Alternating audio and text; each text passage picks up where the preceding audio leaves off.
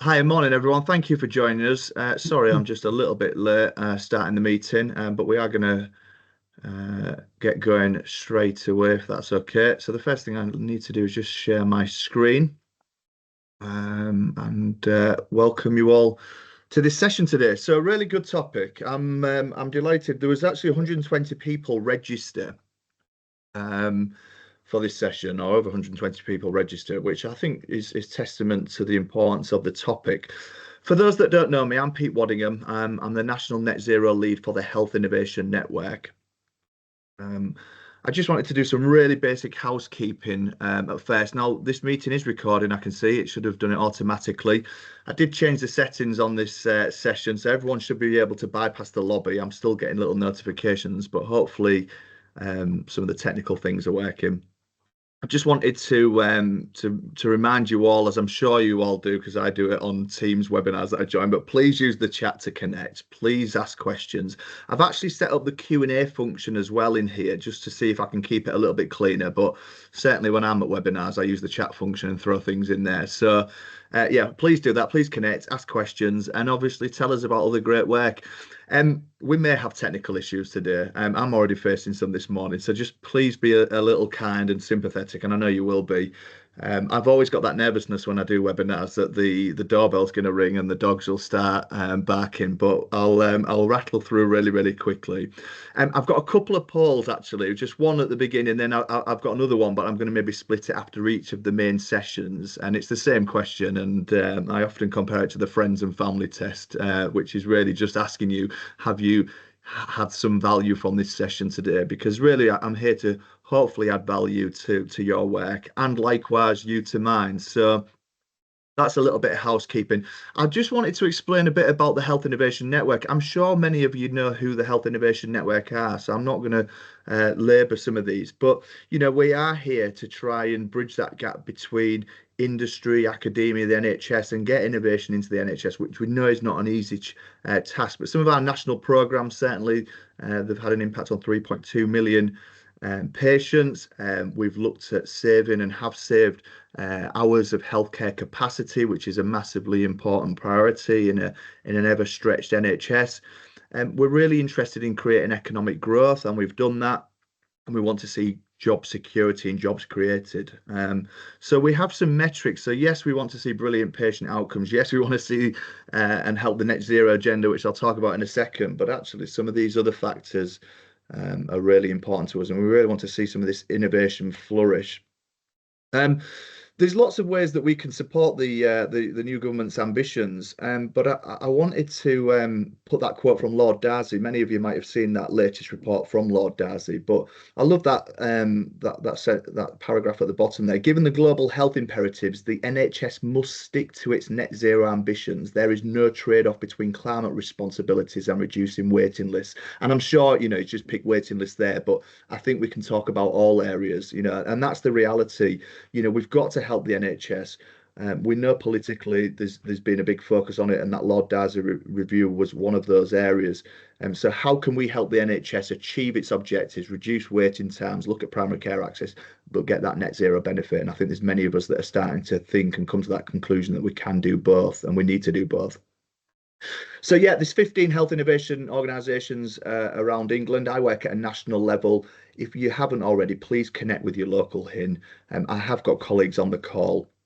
And in fact, I've just reminded myself in terms of the housekeeping what I want to do. So I'm just going to stop there for a second before I just finish off on a couple of slides and launch this very quick poll. Which is, which institution do you represent? So I've kind of come up with the categories of NHS. Are you an industry sort of innovator? Do you work for the pharma sector, academia? Are you one of my HIN colleagues? Or what I've classed as a sustainability partner? You know, we know we have lots of organisations that are supporting people on their sustainability journey. So by no means a sort of exhaustive list, but please kind of see if you can pigeonhole yourself into one of those areas, just so that I can get a feel of who's joining today. Lovely, thank you. Excellent. Good, I'll keep them coming through. I'm just going to get rid of that, and I'm going to keep sliding through my slides. So in terms of the agenda, I'd say we've got some brilliant speakers today.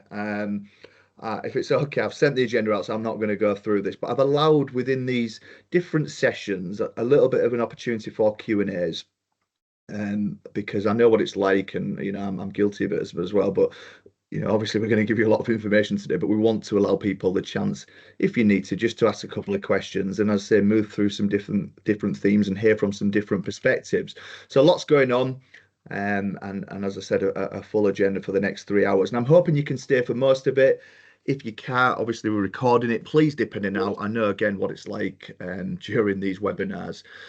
Just some rationale, objectives, and ask. Medicines waste. It's a big issue in the NHS. It's a big contributor to carbon emissions, and actually some of the prescriptions and the dispensing of prescribing, does look like it's going up. Now, take these numbers with a pinch of salt. There's some numbers that I got off some facts and figures. They're all referenced in there, but the reality is that a lot of data changes. But I don't think anyone would dispute that medicines is a big part of the NHS's footprint. And there's lots of causes for medicine waste as well. I'm not going to sort of dwell on this diagram too much. You're going to hear some of these causes and some of these solutions that we've started to look at of how can we address and reduce medicine waste in the NHS. So as I said, lots to kind of focus on today. I really wanted to shine a spotlight on this important area. As I said, clearly it is. We've got people joining today. I want to help bring people together, and I want to uncover new work. So really the ask from me is fairly simple. Please just absorb the information that you're going to hear today, make those connections, join those dots. I've said to a few of the speakers, actually, I think some of the speakers will probably get benefit from collaborating after they've heard some of the sessions today and the presentations today, and that would be a brilliant achievement. I think I just wanted to finish off with a bit of an apology as well. This is not everything in the med space. I am well aware of other things. I mean, we've already got a 3-hour agenda, and I've had to ask the speakers to actually keep it to a really tight time limit.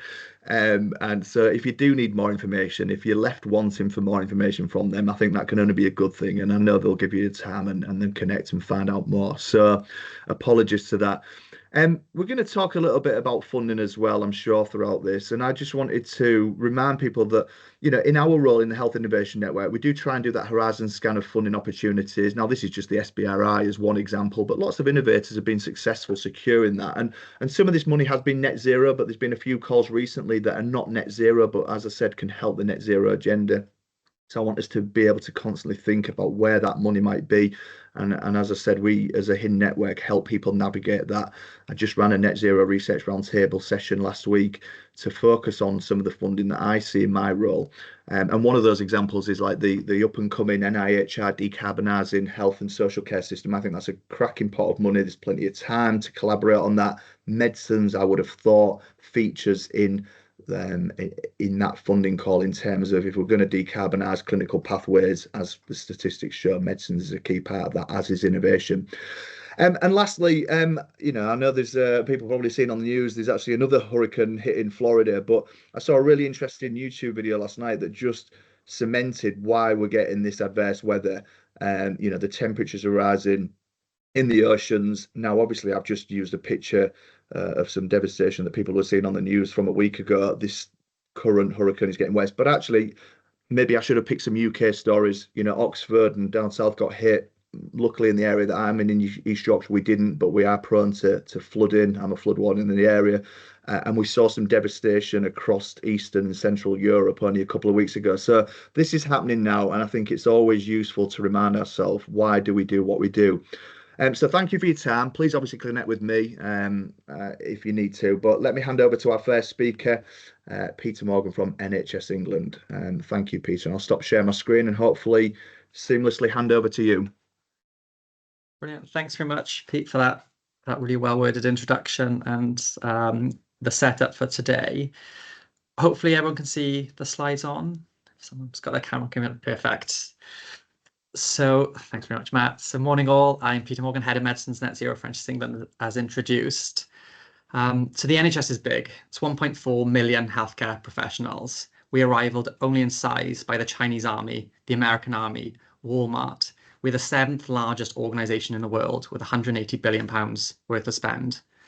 Now, the NHS exists to deliver high quality care for all, for now and for future generations. It's in the bones of every single one of those 1.4 million staff. It's in the fabric of every single one of those healthcare facilities. We are good healthcare professionals, and we know that unless you respond to the climate crisis, to the health crisis, the NHS cannot continue to deliver high quality care for all now and for future generations. We know this because of the doubling of number of NHS facilities in high-risk flood zones. We know this because the tripling of the duration, the quadrupling of the frequency of fatal heat waves across the country. The why is simple, because the climate crisis is a health crisis. Now, the NHS became the first health system in the world to commit to net zero. Since then, we have taken meaningful steps on our journey.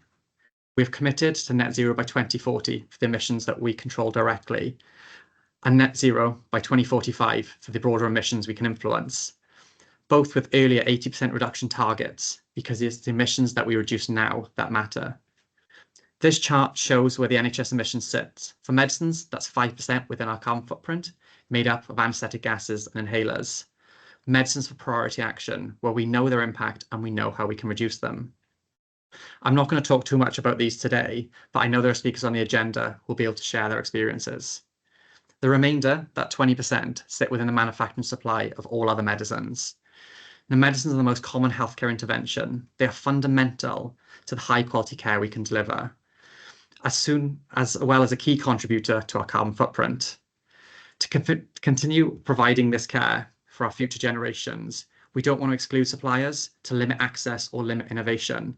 We need to work together across healthcare, across regulation, health technology assessments, academia, across the breadth of the medicines manufacturers and suppliers to take action to reduce our impact. So we know our suppliers are critical for us to meet our ambitions. So that's why we've set expectations. We've set out our minimum standards as part of an NHS Medicines Net Zero supplier roadmap. We currently have 2 clear asks of medicine suppliers in procurements already. Every supplier needs an evergreen sustainable supplier assessment, which benchmarks their net zero and social value progress and commitments against that of the NHS. And every supplier must have a carbon reduction plan where suppliers committed to net zero and started to understand their own emissions. There are currently 2 further milestones set out up to 2030. So in 2027, we'll show all suppliers have built on their knowledge of their emissions and also aligned their net zero target with the NHS. And then from April 2028, the NHS will be asking for product level carbon footprints.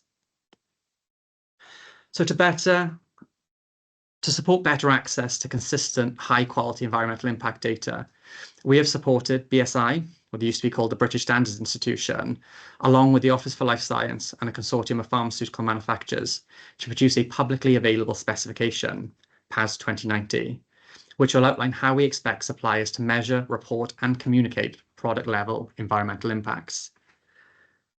So this is a consensus-driven process that brings together a wide range of experts from across the globe to develop the PAS before undertaking an open public consultation.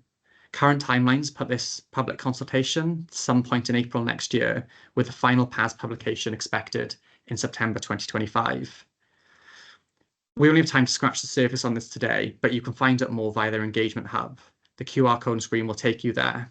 And I've also got it on the next slide. As I continue talking, you can grab your phones out to sign up to that.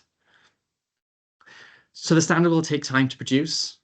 It will then take time for suppliers to receive, to understand and undertake these environmental impact assessments. And we know we can't wait to tackle the climate crisis. So what should we be doing until then? We already require company level commitments through publicly available carbon reduction plans and NHS available sustainable supplier assessments. We know that there are actions that can be undertaken to improve patient outcomes, to reduce costs while reducing the environmental impacts, such as inhalers, volatile anaesthetics, and tackling nitrous oxide waste.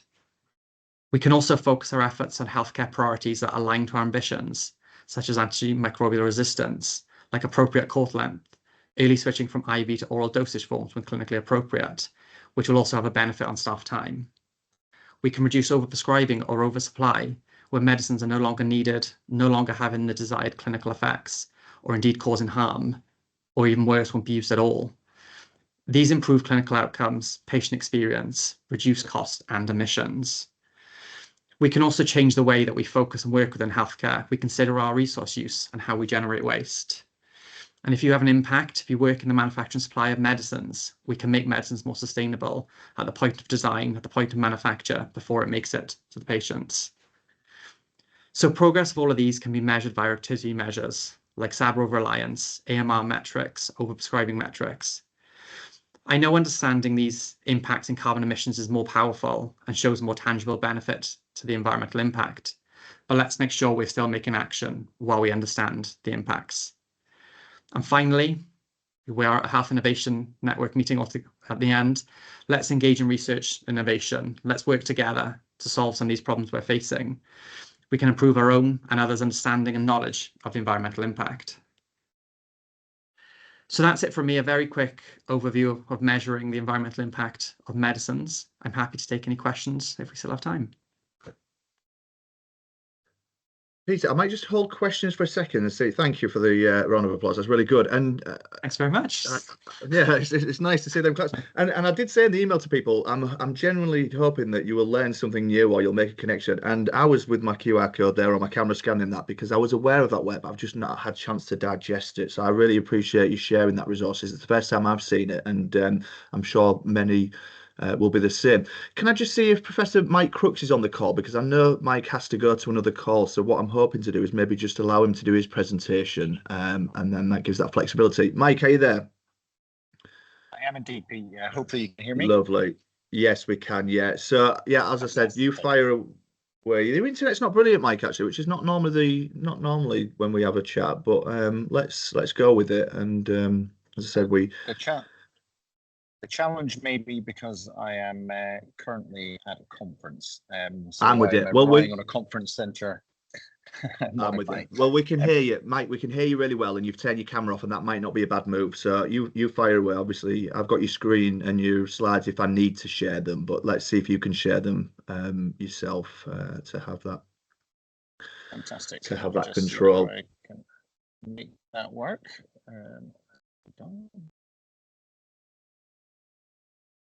I'm trying to do this from my... There we go. It's coming through. Let's have a look. We can see, and I'm just keeping an eye on the chat as well. I can see people have technical difficulty with the poll, actually, so thank you for letting me know that. As I said, use the chat and please connect. I always forget how difficult it is running these sessions when you're trying to, keep an eye on the technical challenges. Mike, that looks like it's not sharing anymore. Would you like me to share my screen? And we've just lost you, haven't we? Can you hear us, Mike?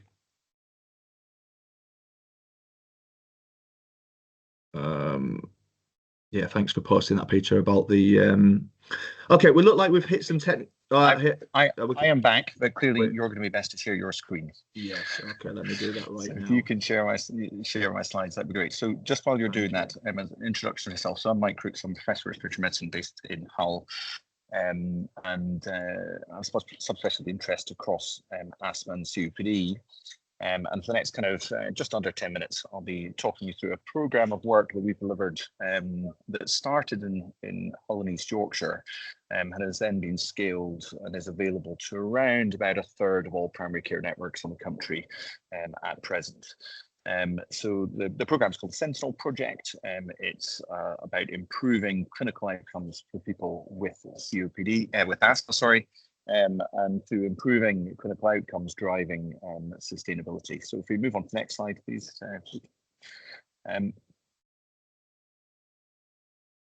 There we go. So these are my disclosures. I think the important disclosure relating to this project is that it's a truly collaborative project. So it involves primary care, healthcare professionals, secondary care, asthma patients, and industry partners that were supported through funding we obtained from AstraZeneca, and then the scale has been supported through the Health Innovation Network and other collaboration with NHS bodies, including Greener NHS, NHS Confed, etc. Next slide, please. So to provide a bit of a background, this program started in Hull. Hull is that kind of favourite holiday destination that you all are booking for next summer, I know. But it's a fairly industrial coastal town. It has high levels of deprivation, and we've known for a long time that respiratory outcomes in the region are below the national averages. And if we just progress the slide, just 2 clicks there, Pete, we can see some prescribing data. So just one more. This metric is from open prescribing, so you can look at this for your region, and this is looking at the proportion of inhaled therapies that are short-acting beta agonist inhalers. The higher you are on this graph, the more SABA, short-acting beta agonists, that are being prescribed, and the less inhaled steroid-containing inhalers that are being prescribed. And rather embarrassingly, that pink line up at the top there was Hull, which was in the top 1% in the country in terms of high SABA use. And if we move on to the next slide, we'll see why that's a problem. So on the left-hand side of this slide is data from a UK study called SABINA, and this was looking at the relationship between SABA use in asthma and clinical outcomes. And what was clear is that when people are overusing SABA, so collecting more than 2 SABA inhalers per year, and that's those blue reliever inhalers, they are at significantly higher risk of asthma attacks or asthma exacerbations than people who are collecting less than 2. And that's significant because it represents quite a large proportion of the population. In our local population, it varies a bit PCN to PCN, but it's about 40% or so of asthma patients. And clearly they are then at increased risk of adverse clinical outcomes. On the right-hand side of the slide, we can see that it is not only an issue for our patients, but it's also an issue for the environment. So uncontrolled asthma has 3 times the environmental impact of controlled asthma, and the vast majority of that carbon footprint is down to SABA inhalers, so 2/3 directly attributed to those blue reliever inhalers, and that's largely because the majority of those inhalers are PMDI, so they contain propellant gas, which is a potent greenhouse gas. Next slide, please. Within our local region, we have a guideline which endorses a different approach to managing asthma, and it endorses using a combination inhaler which contains both an inhaled steroid, which treats the inflammation in asthma, and a long-acting beta agonist, which is also fast-acting. So that combination inhaler will provide effective relief of symptoms, just like the blue SABA does, but it will also treat airway inflammation. And we know, if we go on to the next slide, that using this combination inhaler both as the preventer and reliever in asthma, and therefore having no need for SABA inhalers at all, is associated with significantly improved outcomes in patients. This being a meta-analysis looking at improved outcomes, both exacerbations being the measure, but depending on what you're comparing it to, comparative dose inhaled steroids, a 32% reduction, and even compared to higher dose combination inhalers with a separate SABA reliever, using that ICS formoterol inhaler both as maintenance and reliever therapy has reduced risk of exacerbation. So we can improve outcomes with that approach to managing asthma. Next slide, please. And we can also reduce the environmental impact. So this is some modelling data, again, using that same UK primary care data, but looking at the carbon footprint of different inhaler regimes. And clearly those regimes up at the top there, where your preventer and your reliever are both PMDIs, have the highest carbon footprint. But if we look at the 2 middle bars, the higher, the second, I suppose, in rank order from the top, is a DPI, dry powder preventer, but still with a PMDI reliever, as the vast majority are. And you can see that that has a higher carbon footprint still than a regime using maintenance and reliever therapy with a PMDI. And that's because, by and large, people use fewer inhalers when they're using a MART regime. Clearly a dry powder MART at the bottom there having dramatically lower carbon footprint. Next slide, please.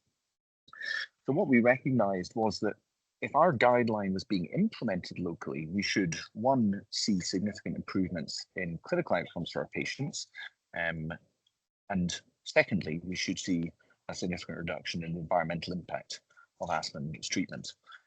So if we just move on to the next slide, SENTINEL aimed to do that by identifying and addressing SABA overuse through supported guideline implementations. This is about delivering good quality asthma care. So in order to do that, we did some initially co-design work. So we worked with primary care professionals, secondary care asthma clinicians and patients to identify what was driving the high SABA use in our region, what was preventing guideline implementation, and how could we overcome that. And in order to do that, we developed and co-designed this intervention. And the intervention has 5 different components. It has healthcare professional education, which is available through web-based resources.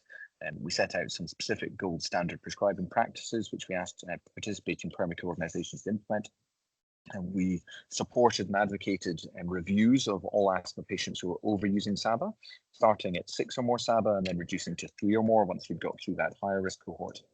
We provided and developed education resources for patients to support the transition to MARC-based therapy away from SABA overuse. And we provided feedback on how practices can access their data so they could track the impact of their hard work. Next slide, please. And as we rolled this out, we rolled it out across our region in a stepwise fashion. This is a kind of fairly busy slide showing the model that we delivered in, but also the model of evaluation. And if we just progress this slide, we'll see that the subsequent slides are going to show the data for this PCN1. Okay, so PCN1 is our first primary care network where we implemented Sentinel. It had about 2,500 asthma patients, or adult asthma patients, I should say.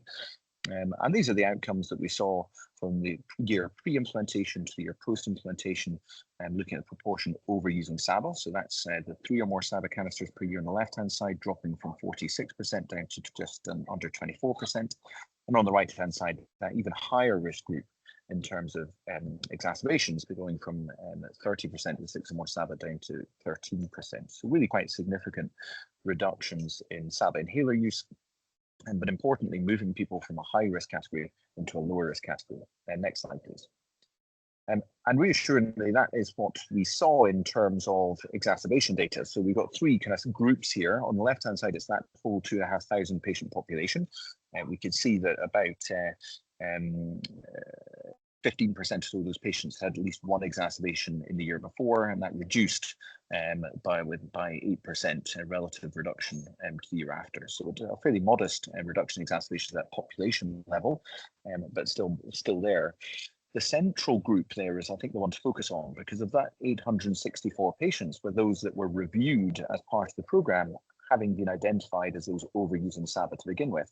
And in that cohort, we saw almost a 30% reduction in the proportion of patients having exacerbations. So in terms of that original aim, which was to identify and address SABA overuse to improve clinical outcomes, certainly the data from the pilot PCN supports the ability to do that. Next slide, please. And clearly, we're talking about sustainability today. So what does that mean in terms of environmental impact? The graph on the left shows the 3 bars on the far left are 2 years before, the 3 bars in the middle are the year before, and then the right-hand side is the year post. And that kind of light blue bar is the total carbon footprint of inhaled therapies within this pilot PCN, following in those 2 years before and then the year after. And we can see almost 40% reduction in the carbon footprint of asthma prescribing in the year post Sentinel implementation, and about 85% of that reduction being directly attributed to reduction of SABA. Next slide, please. So I suppose the kind of final summary is that the Sentinel project, we used a co-designed implementation to identify and address SABA overuse through supported guideline implementation. That certainly our data from the pilot PCN is very supportive, that by doing that we can address SABA overuse, we can improve clinical outcomes, and we can reduce the carbon impact of asthma care. And the full evaluation is now complete, and we're just in the process of putting together the report and subsequent publication. We look forward to sharing that with you in the near future. So I will need to dash in about 2 minutes to deliver a face-to-face presentation at this conference. I'm currently at, but happy to take any quick questions in the meantime. Well, Mike, I haven't been able to keep it an eye on the chat, so I'm going to have to throw a question at you myself, if that's okay. So apologies if someone had one in there. I'll try and have a look. But data is obviously fundamental. I really like this work. I mean, the slides are cracking, but you can really see that data was fundamental. So I guess first question is, did you have any challenges with the data? Is there other data that you think's missing that you would like to complement? And I guess my second question would be, what would you like to do more of? What do you think are the next steps? Where are the barriers? What would you like to do to enhance this work? So 2 questions, please. Data, and what would you like to do more of? Yes, I think data absolutely critical, and the publicly available open prescribing data, and of course the NHS BSA data around about prescribing, is really useful in showing close to real time. I mean, there's a few months lag, but it's close to real time changes in prescribing. So I think that's really important for providing that feedback to clinicians who are working hard to implement change, in showing that that work is having effect, and that then helps scale. So it helps to bring others on board, and therefore make your project scalable out with the region and nationally, which is what we've seen. The other side to the data is more robust evaluation. So we are very fortunate that we managed to get patient level primary care data, and getting the governance in place to do that full evaluation was a very lengthy process. So certainly I think the future of the NHS in terms of linked data and making that available will make a big difference for programs like this. In terms of kind of what is coming, so we will have that full evaluation across the 6 PCNs with some more robust kind of statistics to support the benefits that we're seeing. We'll also have that data around the environmental impact, and we're also working with health economists to show the cost impact, because I think if we can generate that triple threat of evidence in terms of clinical benefits, environmental sustainability benefits, as well as economic case, then we've got something that really can be scaled. And I think the new draft BTS Sign NICE guidelines really should help take this to a new level, because they are endorsing ICS formoterol from mild asthma all the way through the spectrum. So I think it will be great to see how we can implement that and achieve further benefit. Lovely, excellent. Thank you for that. I better let you go because I don't want you to be late for your next one. Absolutely, people I think probably do want. Yeah, I mean, great. The presentation was great. I mean, I always get slide envy when I see other people's presentations. There's some really nice visual slides in there. So, and people have asked if it's going to be shared. It will absolutely be shared after. So, thank you for Mike. We've got a couple of minutes. I don't know if you want to go back to Peter actually, if you're still there, Peter, just to kind of talk about your way, see if there's any questions from people. I might this might be tricky actually, because I don't think attendees have their mics unmuted, although I can do that. So if anyone wants to ask a question, put your hand up. I can unmute you. I guess maybe just a question then for Peter. Are you there? Can you just put your camera on, Peter, so I can see you? I think he might have had to drop off then by the looks of it. That's not a problem. Okay, well, let's move on. As I said, really good sort of introductory session. You know, certainly a couple of key things there from me that have raised my awareness on the things that are happening. And as I said right at the beginning, this is exactly what I wanted to do in this session. Let's kind of join the dots. Let's hear what's happening. So Sentinel I was well aware of, but it's always useful to see what the latest stage is. We are going to keep talking about data and SABA inhalers in the next presentation. So why don't we do that? Let's keep moving through. It'll allow me hopefully, Vicky, I'm presuming you'll be able to share your slides. I might then just be able to do a little bit of admin while I'm listening in the background and just catch up on the chat. So can I bring Vicky in from FDB Health, please? Hi, yes. Hi, I've got my share button seems to be grayed out. Right, well, thank you for letting me know that already. So why would that be the case? In case I'm not the presenter, maybe you just need to give me. Yes, bear with me a second. Well, luckily we've got a couple of minutes. We're slightly ahead of time. We can fix this. As I said, there will be technical problems. There always is on a good old Teams webinar. But we won't panic. We're experienced in this. Here we go. That's your make a presenter. Lovely. It should be that simple. Have you got that? Has it come through? Done. Lovely. Yes, Good. it has. Over to you, Vicky. Thank you for your contribution today. And yeah, floor's all yours. Thanks for having me. Can everyone see that? Yes, that's come through. Perfect. Okay, brilliant. Okay, so hello everyone. My name is Vicky Damani and I am the clinical product lead at FDB. So I'll be talking to you today just a little bit about who we are and give you an example of how we're supporting the net zero agenda, mainly from a primary care medicines optimization space. So just a quick intro to FDB. So we've been knocking around in the market for about 40 years now, and our expertise really sits in integrating clinical decision support into clinical systems. And our focus mainly is keeping patients safe and optimized on their medicines.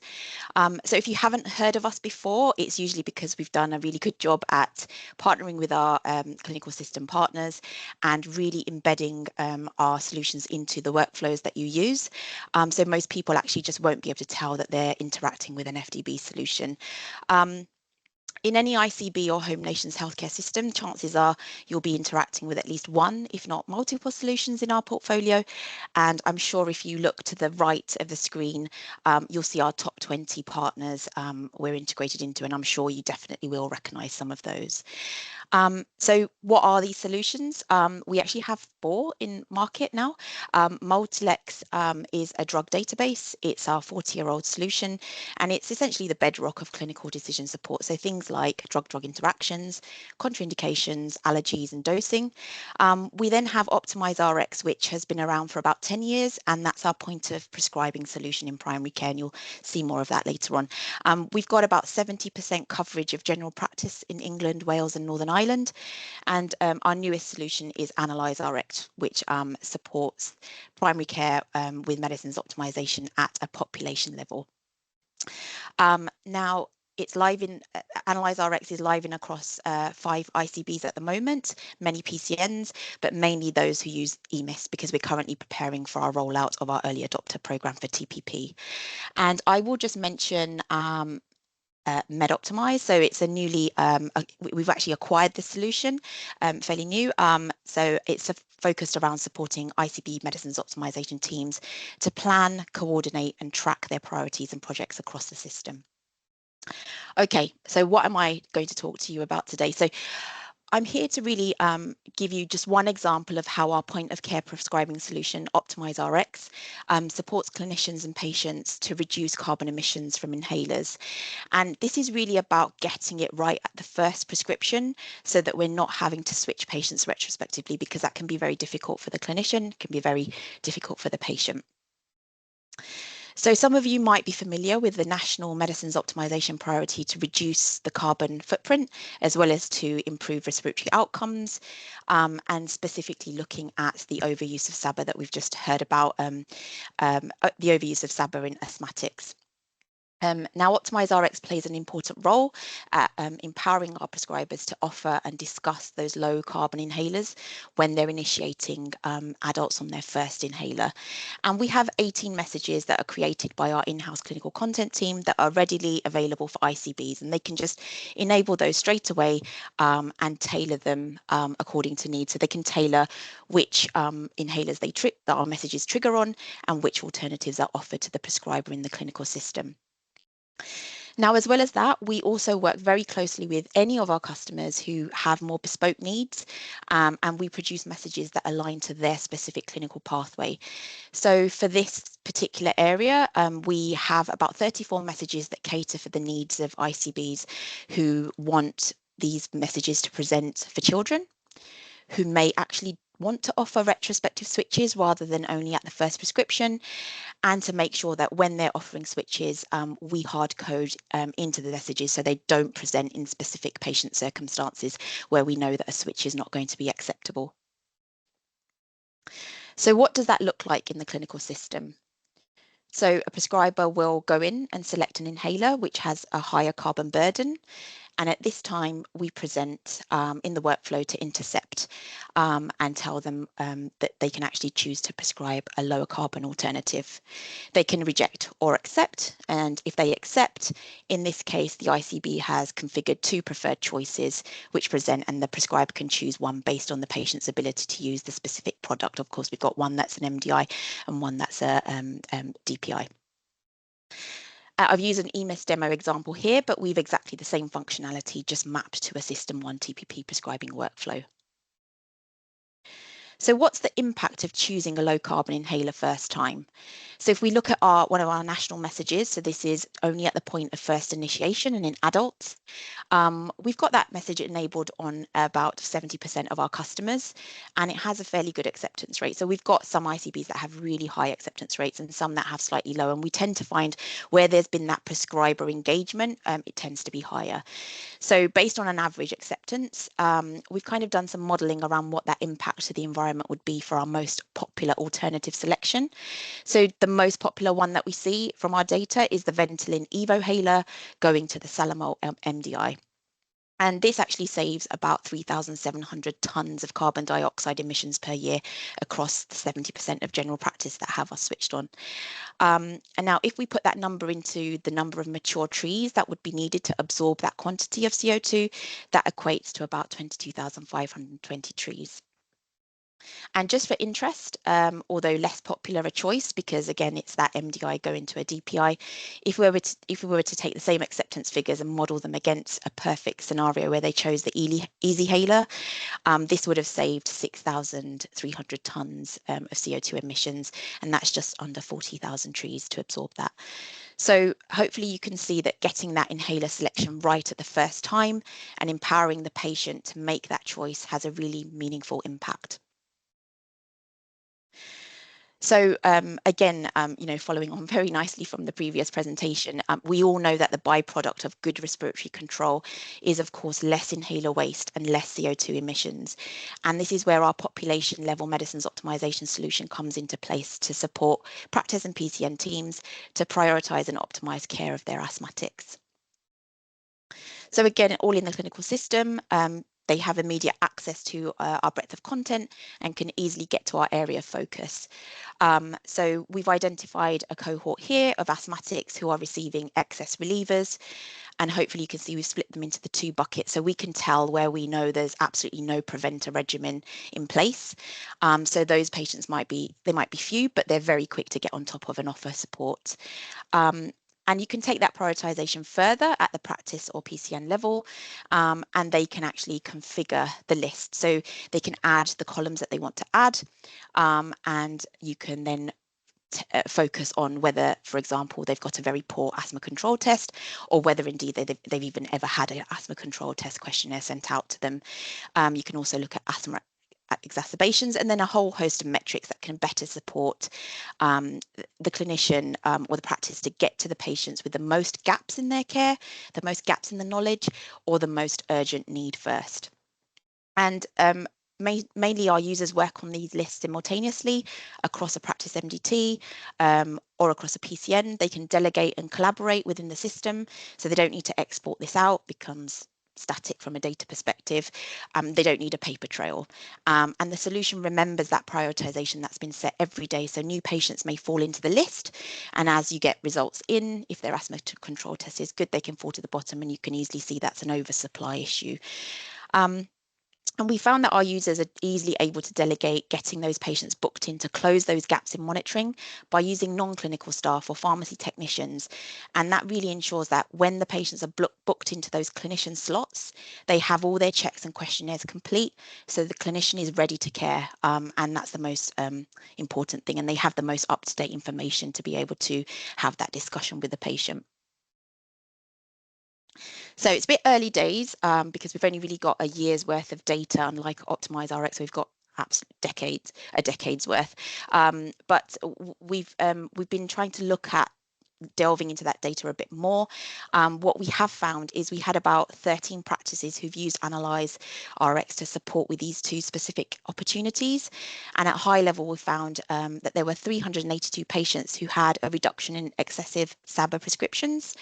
19 of them definitely weren't on a preventer regimen, and we'll be reaching out to those practices to understand a bit more about the impact of the asthma control and see if we can do some modelling on carbon emissions saved as well. And just to kind of leave this with you, but I guess just to show you the possibility, if we tackled 100% of patients who are having excess SABAs prescribed to them, which across our analyzer estate of about 300 practices is around 25,000 patients, you can see that even if we reduced each of those patients' SABA supply by just one inhaler, I mean, in reality, it will be more. The impact over 1 year is still impressive, depending on which SABA inhaler they are likely to be on. So again, it's usually always the Ventolin on the Salamols that they're on being the most common ones we see from our data. But you can see that just by closing the gap of unmet needs and prioritising those that need our intervention most urgently, we can make a big difference to the patient and to the environment. So that brings me to the end of my slides. I've just left this one on here about FDB's net zero commitment and what we're working towards as a company. Just thank you so much for this opportunity to present and for listening. And I'm also happy to take any questions, whether that's now or Vicky, session.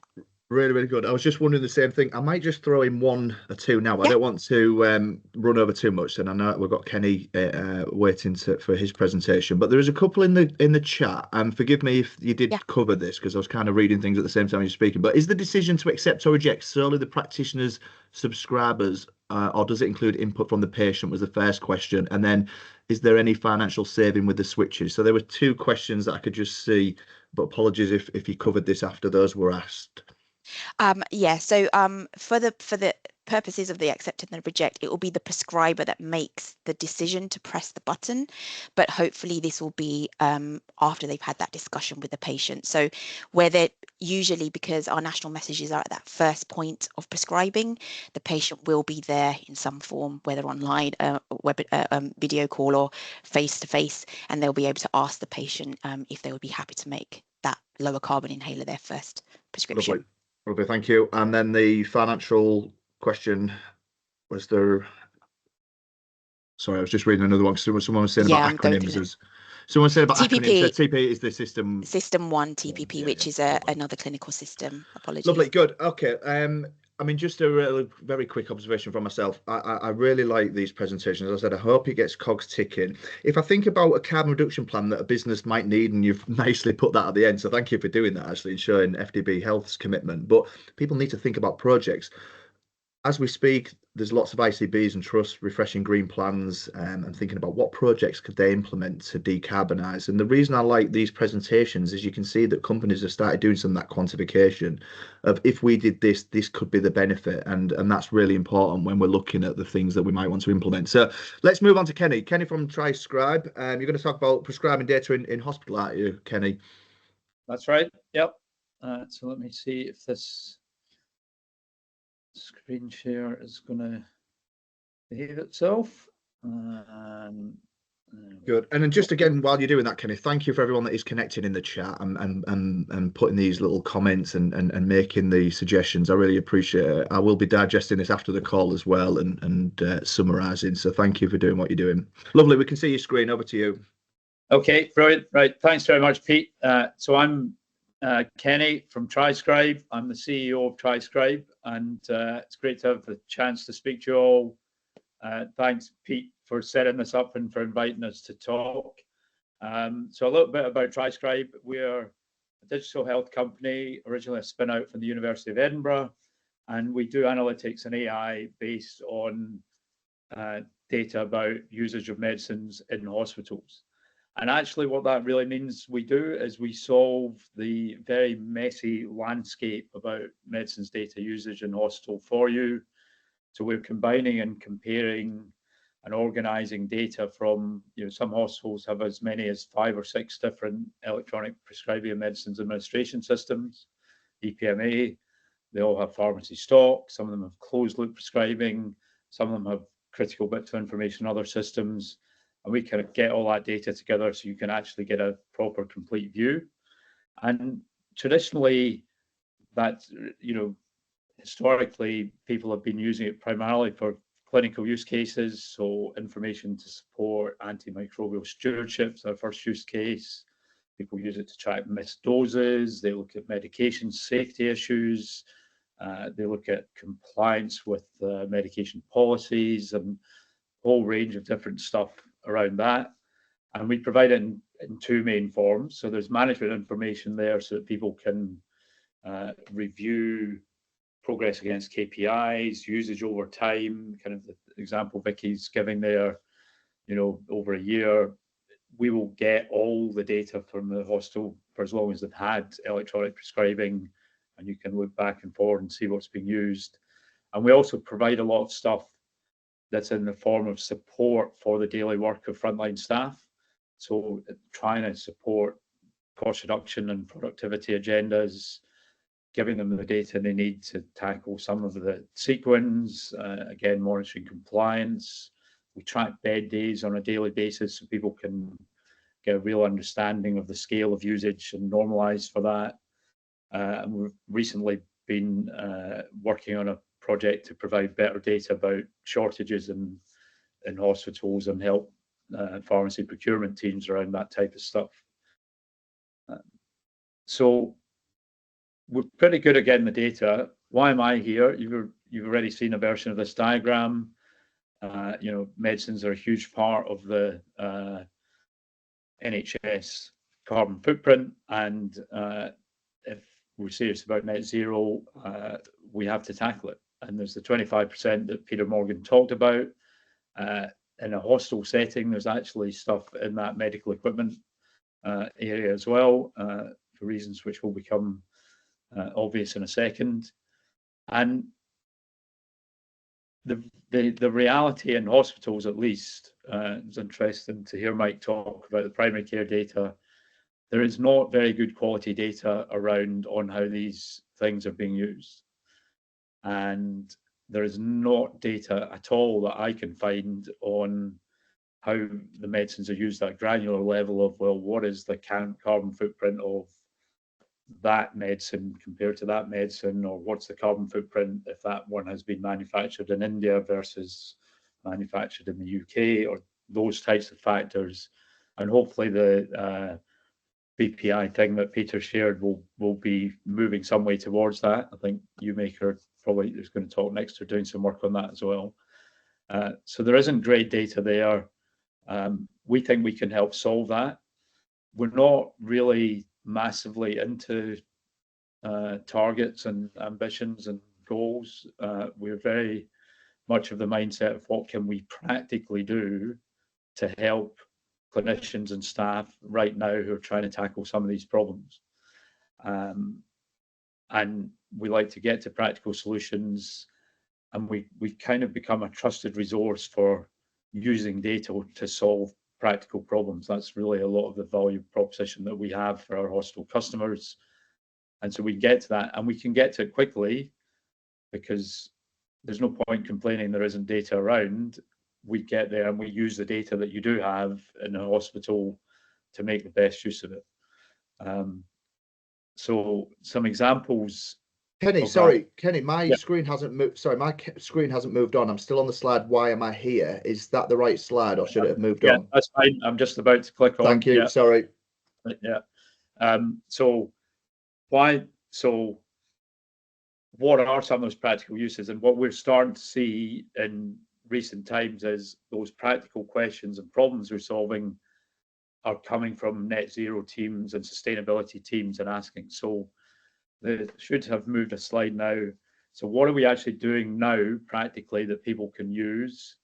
So we did an exercise, probably the first thing we did directly on this was about 2 years ago, to do an exercise for mapping medicines across these different systems, and linking to DM&D and BNF and so on is bloody difficult, to be frank.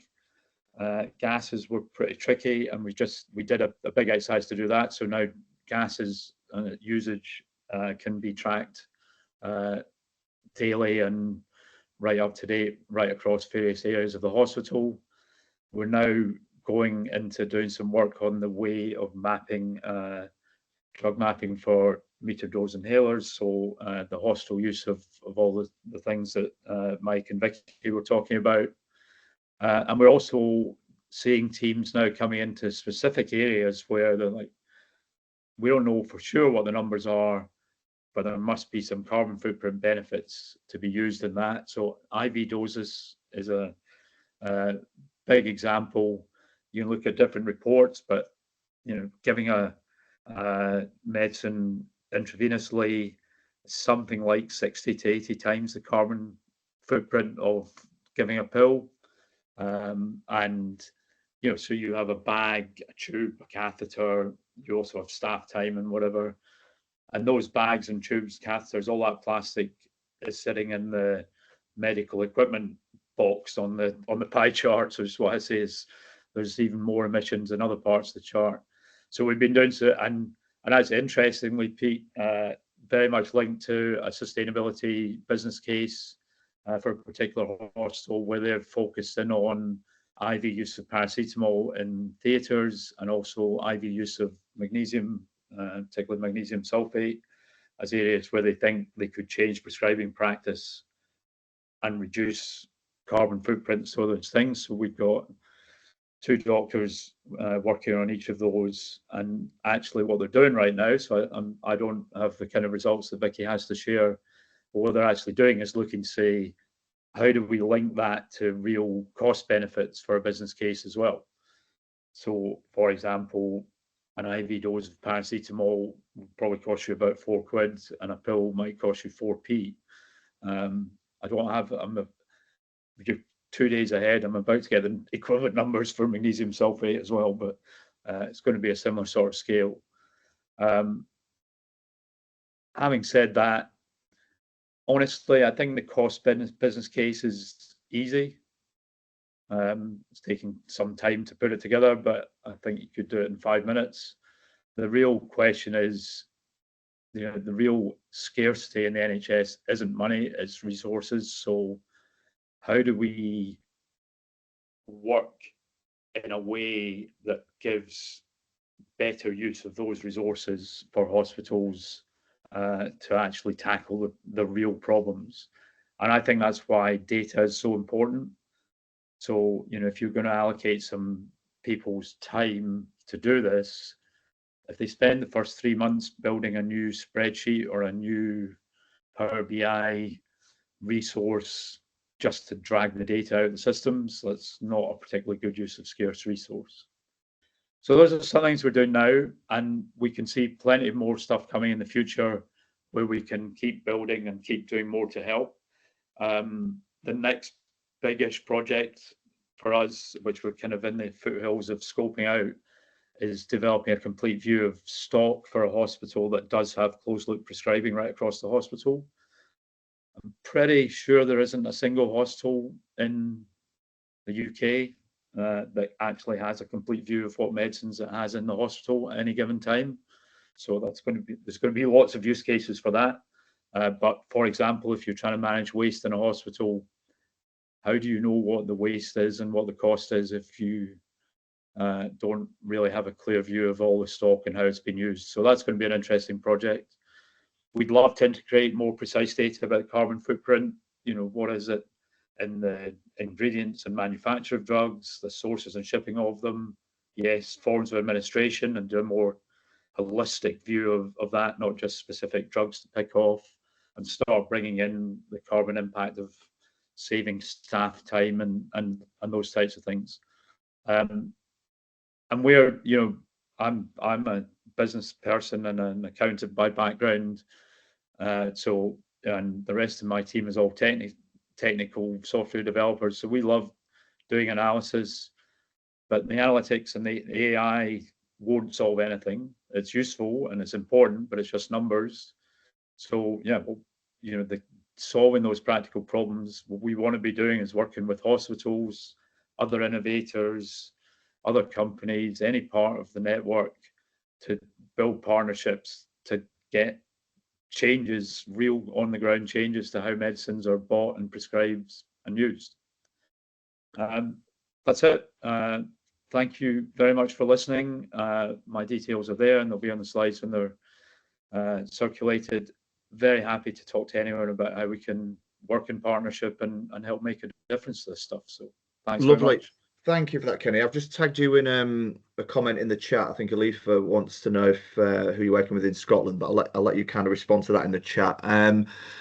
My cogs were ticking. As I said, I really want people to connect here, and I think, as you said, we've got Haroon coming next actually, and it's really important that we all be aware of other people's work. And as you said there, I think there's benefit in partnering and looking for those synergies. Owen's going to be speaking later on about the Sustainable Medicines Manufacturing Fund. He knows that I'm really interested in that. You've mentioned some things as well around data that is part of that future funding call. Actually, it's very imminent future call, and certainly I've been pulling a proposal together that I'm hoping I can get over the line on data and usage, exactly what you described. So as I said, thank you for your contribution today, Kenny, and hopefully people will connect with you. We'll have a look in the chat. But let's move to the last speakers. We're slightly behind schedule, but don't worry, because we can definitely, I've allowed some flexibility. So Haroon from UMaker, I know you've got two topics that I've asked you to cover, if that's okay. So I'm keen to hand over to you. Can you see the slides there? I can indeed. Thank you for that. Okay, great. Yeah, thanks, Pete. Hi, everyone. I'm Haroon Taylor. I'm the Chief Technology Officer at UMaker.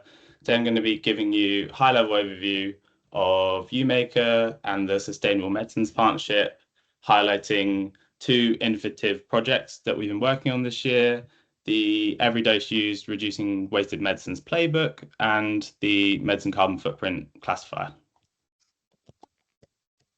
So UMaker was founded by Nazneen Rahman in 2020 as a purpose-driven company building science-based solutions for people, planet, and prosperity. We do this in three main ways: policy to drive culture, partnerships to drive change, and products to drive action. And the Sustainable Medicines Partnership is a coalition of the willing. It's a collaboration of 48 organizations across the healthcare sector executing a 4-year program to build, test, and scale sustainable medicines frameworks and solutions. We're now in the 4th year of the program, so we're focusing on finalizing project delivery and sharing outputs. And the first of these projects I wanted to touch on is the Reducing Wasted Medicines Playbook. This will be a very high-level summary, but I do encourage anyone who's interested to read the full playbook available at this link. I'll put the link in the chat afterwards as well on our website.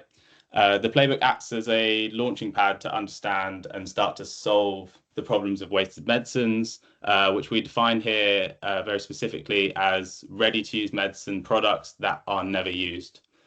And through expert interviews conducted by Deloitte with the S&P collaborators and additional secondary research, the playbook details 9 key drivers of pharmaceutical waste and proposes 12 practical solutions. The playbook starts by highlighting some key issues that wasted medicines cause and therefore what problems could be solved by reducing this waste. We see this as a triple win opportunity to prevent patient supply, to improve patient supply and access, reduce costs, and reduce environmental harm. And these are the 9 key drivers of wasted medicines. I won't go into them in too much detail, but one of the key insights that a lot of these drivers contribute to is the necessity to balance surplus and waste. So the need to maintain necessary surplus stocks to ensure patient access, but also minimize the waste to enhance healthcare efficiency and sustainability. And understanding how each of these drivers affects that balance is really important to tackling this problem.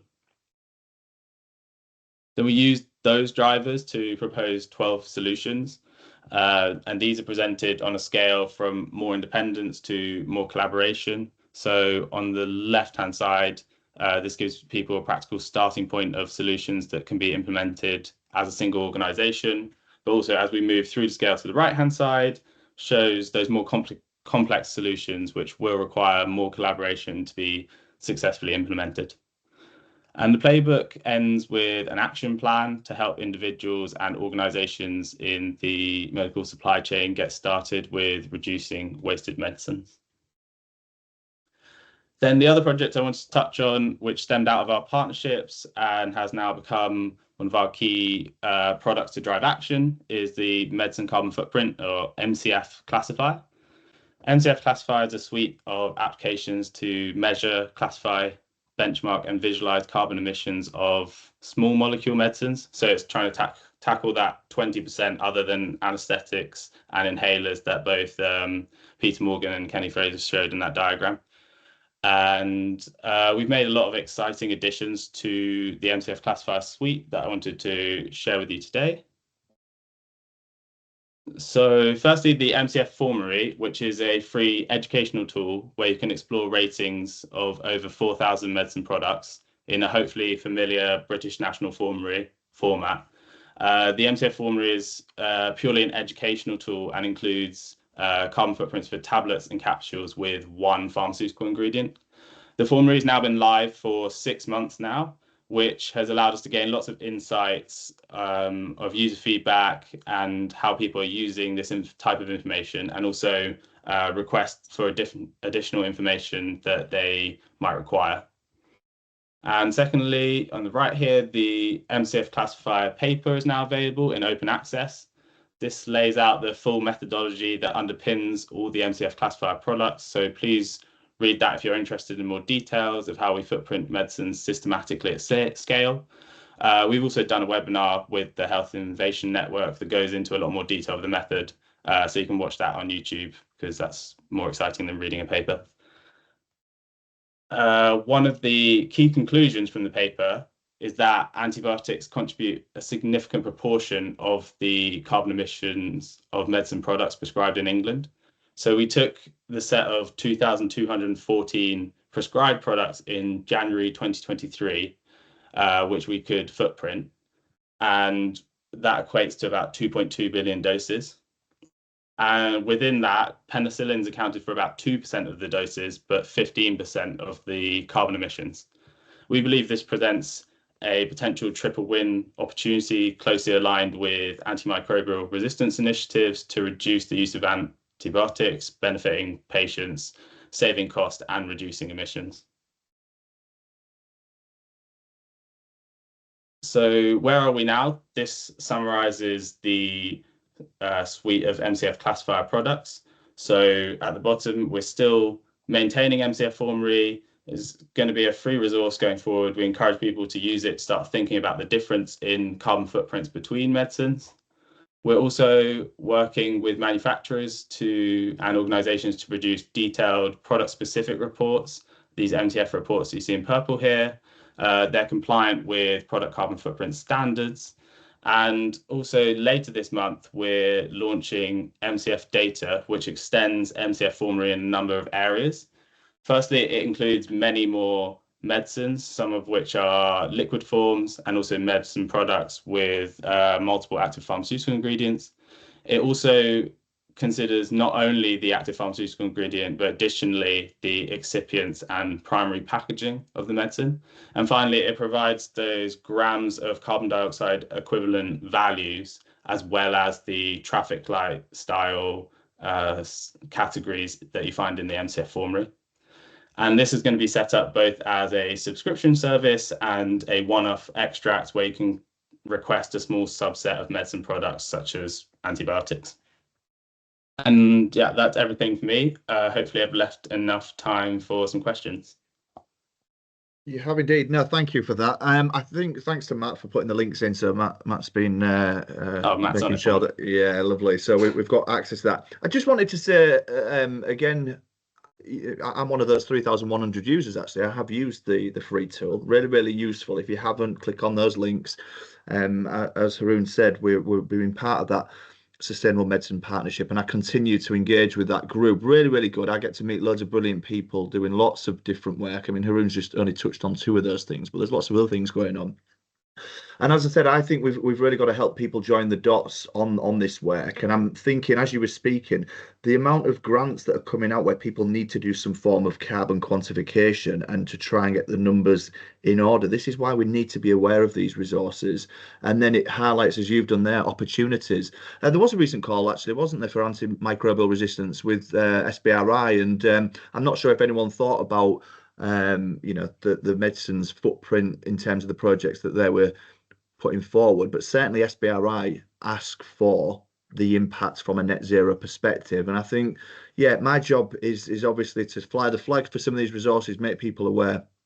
But yeah, definitely check that work out. And yeah, the playbook as well, really relevant to, as I said, a piece of work that I'm looking at that Owen will talk about later on as well. So I don't think, actually, we've got a question here. Does it take into account packaging for pre-filled syringes of emergency drugs? Is a question just come in the chat.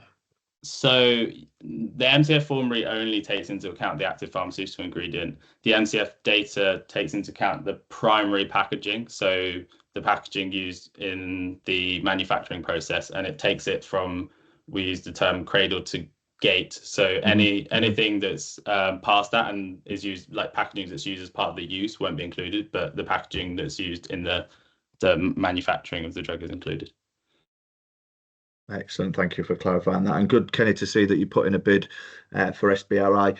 One more question. Is there a plan for alignment with the BSI where Pete talked about? Yes. I mean, I think that, again, I think this is where we need to raise awareness of everything that's happening.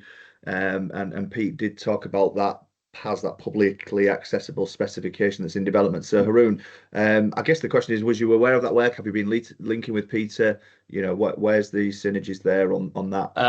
Yeah, so we've been linking with Peter, and the aim is for it to be in line as much as possible with any like carbon footprint standards. So there is a PAS, I don't remember the numbers, but there's currently one, and this is like an extension of those. Yeah. And so yeah, working closely with those things, and I think trying to push forward to have standardized frameworks for these things is very useful. It is indeed, yeah, absolutely. Standards are, you know, certainly an area that I've been focusing on as well, and trying to fly that flag again for.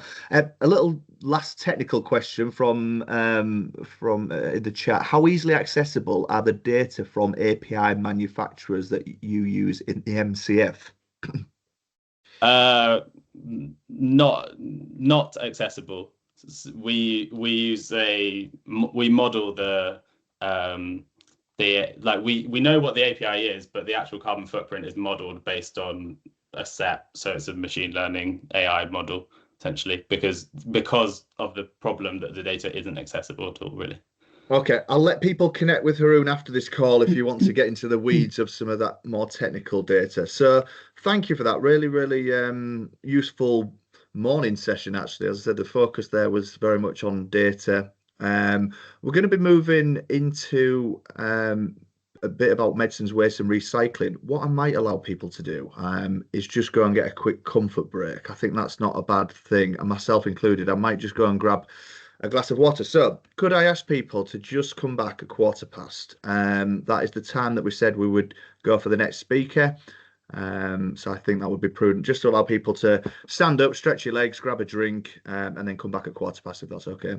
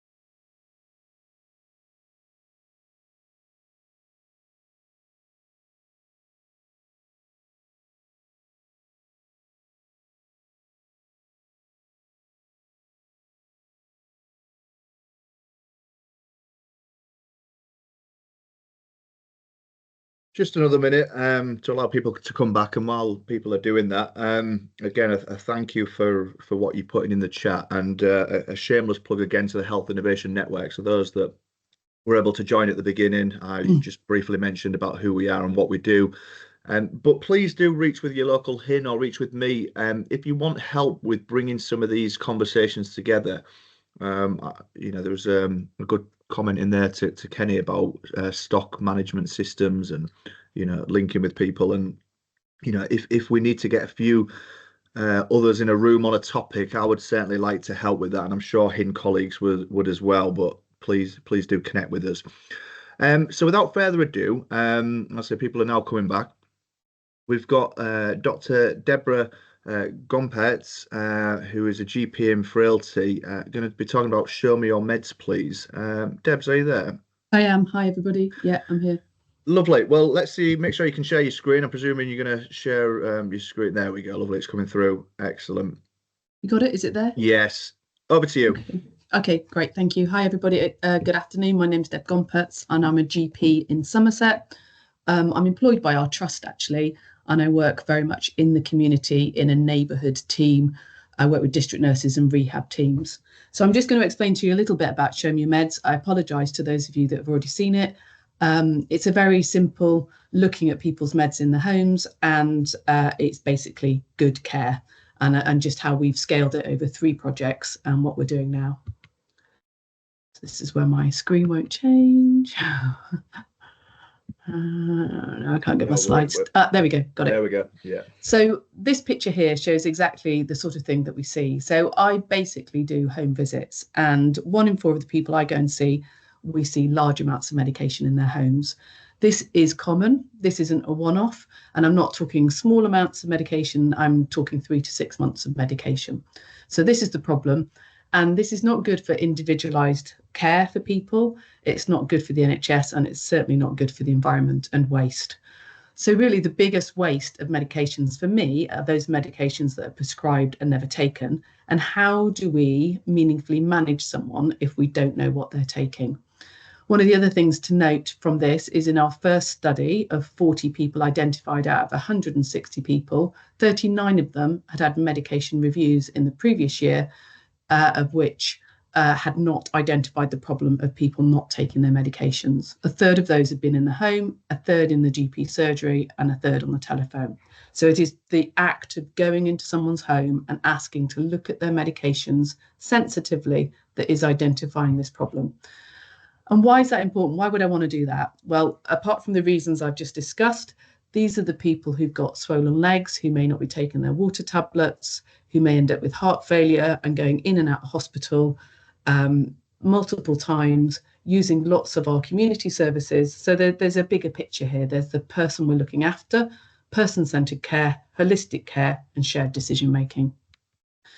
So this is to just talk about that first study again. So we identified over 1,000 months of prescription meds in those first 40 people. That's an underestimate. Those were those items that I literally counted in people's homes. So we didn't stop all those problems at that single point in time. It takes a little bit of time to sort of evidence what's going on, unpick it, build a relationship sometimes with people, and work out what we're going to do. We did stop counting at this number because it became so obvious and apparent that this was something that we needed to do because it's good care, that we just became part of our normal routine practice in our primary care network of 30,000 patients. So we all do it. The pharmacists I work with, the GPs, the district nurses. So we generally ask people on routine home visits to look for medicines, and that's how we do it. So no extra resources. So I've talked a little bit about this. So why did people not take their medicines? A third of the people we identified, it was due to cognitive impairment that hadn't been identified. So it was an involuntary action. And the rest, it was due to not wanting to let the doctor down, was where they were worried they wouldn't be prescribed the medication again, and lots of other reasons. Pharmacists prescribing medications monthly would also account for lots of medicines as well.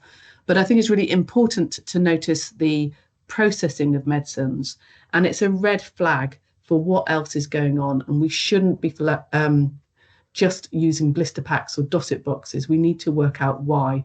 So in our primary care network, we don't issue dosset boxes or blister packs unless we've seen somebody and try to work out why they're not taking the medicines. So this is just to highlight our pharmacy team. They have been absolutely amazing. They do visits with us. They've coded all the blister packs. We put eyes on all our blister packs. They are absolutely part of our team. And we couldn't do this work without them. We work very closely with community pharmacists as well. We're training apprentice pharmacy techs who come out and actually merge with our team. We're all employed by different people, but we all work together with our own governance structures because we put people at the centre of what we do. We try and break down those silos, which is also good when we're visiting people, so we're doing less mileage. We prevent duplication of our services, so we've got a bigger, stronger workforce. So we looked at that and then we thought, okay, what can we do next? So we did get a grant from the Healthier Futures Action Fund, and we went into a retirement village in Bristol.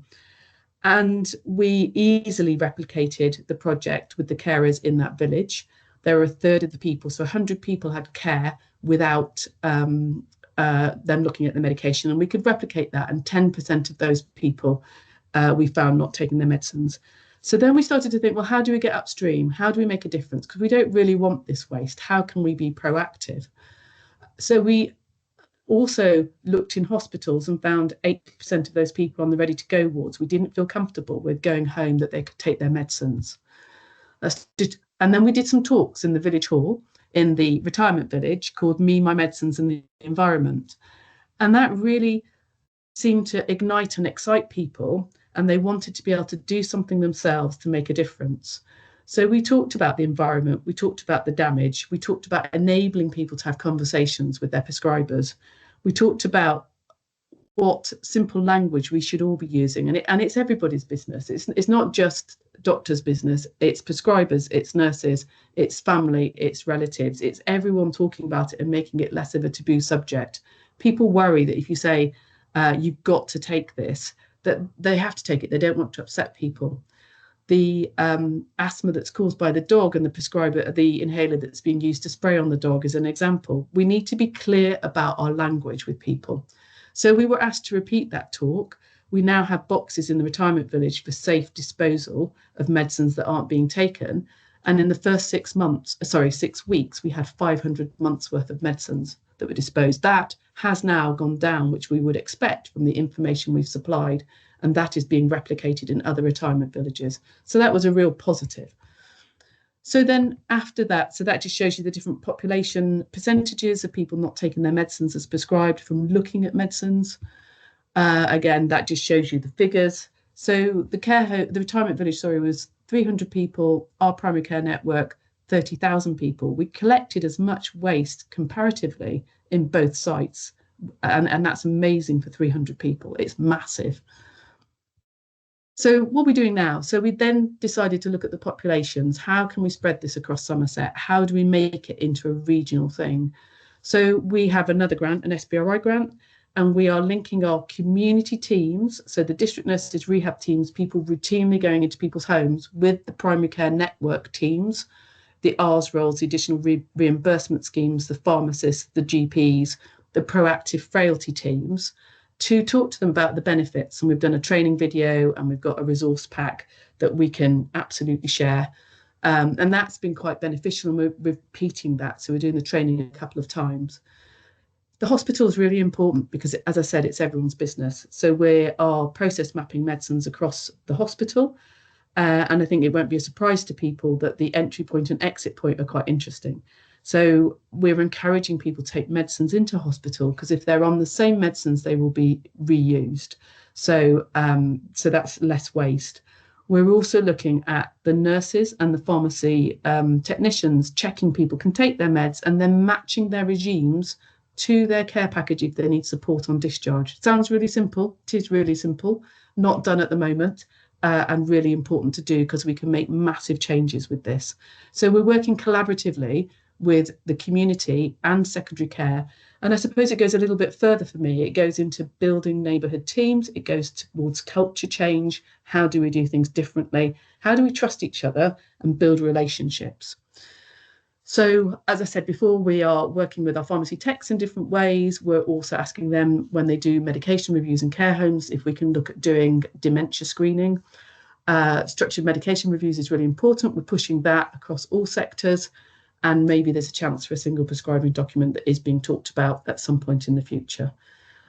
So my ask for everyone on the call is prescribe for the people with the illness, not just the illness. If you visit people and you're not a prescriber, look for medication in their homes. And if you don't do either of those and you've got relatives, have conversations with them. This is really simple, not rocket science, can make a massive difference. Thank you. Really, really good. Yeah, I'm glad again you're getting love and appreciation for that. I'm going to move straight on to Tracy Lyons if I can, because there's synergies here, and then we'll have questions if that's okay, because I've got a couple myself. So Tracy, are you on the call? I'm here, yes. Lovely. Yeah. Is that okay if we move straight into your presentation, Tracy? And then, as Yeah, I of said, course. we can combine Absolutely. the emails together. Lovely. Yeah. Sorry, the questions together. That's all right, brilliant. So hopefully, can everyone see my slides? Yeah, that's come through. Hey, wonderful, great stuff. So hi everyone, my name's Tracy Lyons. I'm a medicines optimisation pharmacist down in NHS Dorset, and I am here to talk about a campaign that we ran over a couple of months at the start of this year that has just it's not a green campaign per se, but it had sustainability credentials baked into it, and I just want to share the outcome it's had for our system, and it all relates to medicines waste. So what we did was we ran a campaign in February and March this year to say, if you've got enough medication at home to last you a month, please, just don't order any more. Wait till next time. And that's because we working from the National Over-prescribing report, we estimated that 1.6 million items in Dorset were just issued unnecessarily, and we wanted to cut that waste from the system. Working very much on the principles of sustainable healthcare, we thought, we're a small team. We haven't got the opportunity to do some really in-depth, highly technical project, but we can work on these basic principles for the benefit of the system. So let me show you. I'm going to go, because we're short of time, I'm going to go straight in with the outcomes of the project. So we looked at how many items we expected in February and March this year compared to last year. And our prescription percentage growth rate for repeat items was about 2% year on year. So we would have thought with no intervention, we'd see this increase in about 2% in the number of repeat prescription items. Following the campaign, we didn't see that. And in fact, we saw a fall below baseline. So we had a sort of minus 2.7% fall in the number of repeat prescription items requested, which is about 65,000 prescriptions. So it was huge for our system. And the benefits were just sort of manifold. In terms of carbon emissions, that was about 295 tonnes. Prescription costs avoided were £475,000, and that's against an outlay of £7,500 for the facilities for the programme. But it rolls on to other benefits which have further impacts for the system and the patients. So we estimate that it saved over 1,000 hours of healthcare professional time in general practice and community pharmacy. But we've worked in collaboration with our GP Alliance and Community Pharmacy Dorset, and we said, can you use this spare time to focus on structured medication reviews on your high-risk patients, which we know stops people going into hospital. So they're all like the patient system finance carbon savings associated with that. And in community pharmacy, likewise, we asked our teams, or the teams were actually desperate to use the time to free up their activity for clinical services like the discharge medication review, pharmacy first, etc., etc. So it has this whole system benefit. And I'm just going to tell you a little bit about how we run the campaign and how we think it was effective. So very much going along with the line that data is important, we first of all identified the patients that we really wanted to target as part of the campaign. And we used our prescribing system for this. And you can see on these two graphs that blue is the patient numbers, green is the item count, so that's repeat prescription items. And first of all, we looked in our population to see which age brackets were receiving most repeat prescription items, so that's the graph in the left. And on the right, we can see all of our primary care networks in Dorset, and there's 18 of them. We're quite small here, but we could see which PCNs were issuing most repeat items per the number of patients. So it meant that we went in with quite a limited budget, but we were able to target our interventions to the areas where we thought we'd get most return on investment. And this slide is basically a love song to our communications team. So we had pharmacy and GP representation here, but we really put effort into making sure that we could reach the patients with appropriate messages. So bringing in subject matter experts on communication really made a difference to this project. And we worked very hard on the message we were delivering to patients. So there was no judgment actually for patients or healthcare professionals on the appropriateness of the prescription. It was really just about resource management, so that we could take away any angst, anxiety or friction and just, get through and make a positive interaction. And then in terms of the message we delivered to our patients, we didn't just want this to be, a directive from out there healthcare professionals. We wanted to bring patients on board. So we spent a lot of time thinking about information we were giving to the patients. And we spoke to patient networks, both in Dorset and regionally in the Southwest, to find out what patient beliefs and misconceptions were. And common themes came through, which, we hope we can prove really resonated with people. Like we found that people were concerned about shortages, so they wanted to stockpile their medicines to overcome that, and we had to correct that. We found that patients weren't just worried about children having access to medicines at home, they were worried about their pets. So we brought, keeping your animals safe into the campaign. And we had a whole group of patients who were just furious because they'd looked after medicine supplies at home and brought them back to the community pharmacy for reuse, and then were just distraught because they were being destroyed. So we wanted to help people understand the system and the safety governance to overcome that issue. So we had all of this positive logic for people to act on, things that they really wanted to make a difference with, and it fell into 3 groups: stay well, stay safe and stay green. And this is the thing that really was an education for me. The communications team introduces this concept of the power of 3. So if you want a message to land with a target audience, the audience has to receive that message in at least 3 different ways, like ideally different formats, particularly non-digital ones if you're dealing with elderly patients, because they have less trust in digital formats. But you want the message to be with the same logo, template, content, etc., wherever they receive it. So we used a multimodal campaign. We delivered the message in as many different ways as we could to target our patients and make sure they got that message through to them. Some of them were very standard, like posters, leaflets, etc., but we also did things like GP messages to sort of buy into the trust that patients have in their GP teams, and smart radio campaigns so we could get to those target populations that I spoke about at the start. These are just some of our messages, some of our kit. These are desktop stands for GPs and community pharmacists. We use free local press where we had access to it. This is some of our social media pack.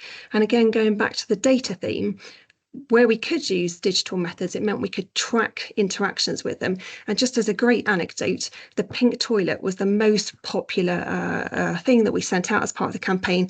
People really interacted with it, spoke to it, mentioned it to their community pharmacist, which meant we could get the message out there. So that is very useful. And we tried to make it as easy as possible for all of our healthcare professionals to take part in this. We essentially designed it alongside our GP and community pharmacy colleagues, but we basically issued all of the resources to them, along with how-to guides for dissemination, sort of how and when. And we ran regular feedback using our prescribing system to see the change in outcome, so that we could create a sense of like healthy competition, if you were, and just like nudge people into action. And that worked really well. I think I've got 3 minutes left. Okay, so, and this is the outcome. So this is the change in percentage of repeat prescription issues by GP practice in Dorset. We have 2 very big blue spikes, which shows numbers going up. I hope you'll allow me to exclude those. They were list size changes, mergers, so we didn't look at those. But the green lines show where prescription numbers went down. This is repeat prescription numbers. And so we were able to track this in real time, feedback to patients and collate it. And we saw a really significant drop in GP practices that sent out messages to patients, but we also found that those were the GP teams that really worked with the community pharmacies. They made sure the posters and the leaflets and the screensavers were up as well. So we were able to assess as far as possible the interaction, the impact of each individual element of the campaign. And the pink line is our 2% trend growth where we'd expect prescription numbers to be at this time. But as you can see, we had a really large proportion of teams who had that green drop in prescription numbers. And this is my last slide. Hopefully I've got 1 minute left. There has been a further rollout, further impact of the campaign. So since the end of it, since April of this year, compared to our regional ICB networks, we've had 66,000 fewer repeat prescriptions issued, looking at trends across the system. So we're hoping there's a legacy impact. And what we're hoping to do is roll that forward. So we run this campaign every year and almost inoculate the idea in our population of only order what you need, so that you can, a bit like messages about antibiotics and viruses, they don't work. So we can re-expose the people in our population, use that power of 3 concept again, and build this understanding. And we have, hopefully, we've shared it with as many people as possible, and I've put my contact details in the chat if anybody would like information. Because we run it in-house, we're not subject to licensing restrictions, so we can share our communication strategy, our comms pack, all of our resources, etc. if anybody else would like to take this on, and we'd be absolutely delighted to share, because we think it's got a huge impact for system well-being, staff, workload, patients, the environment, everything. So that's it. Thank you very much. Lovely, brilliant. Let's jump into some questions. I absolutely love those 2 presentations, and let me tell you why I like them. I love them. It's always brilliant when we've got people that have done the doing and gathered the intel and created the resources. And I think that's important, as I said, from a funding perspective. If we want to try and do some more work, we've got to be able to evidence why we want to do what we do. And I think you've just got a wealth of experience and data in there. I love the branding, Tracy, as well, of what you've done, the marketing. I'm a big fan of behavioural psychology. Within your presentation, you've thought about that. You've thought about the key messages and the right messages and the name and everything. So I really, really love that. And as I said, I was, my cogs are starting to tick about, well, how do you spread these types of projects like what you're doing at a national scale? And I think that's probably on a few of us that are on this call, maybe some that have had to drop off, but we connect again to really get the cogs ticking on that. Because as I said, I think this is of interest to the pharma industry. We don't want to be producing medicines as well that are not getting used. I just think you've done brilliant work.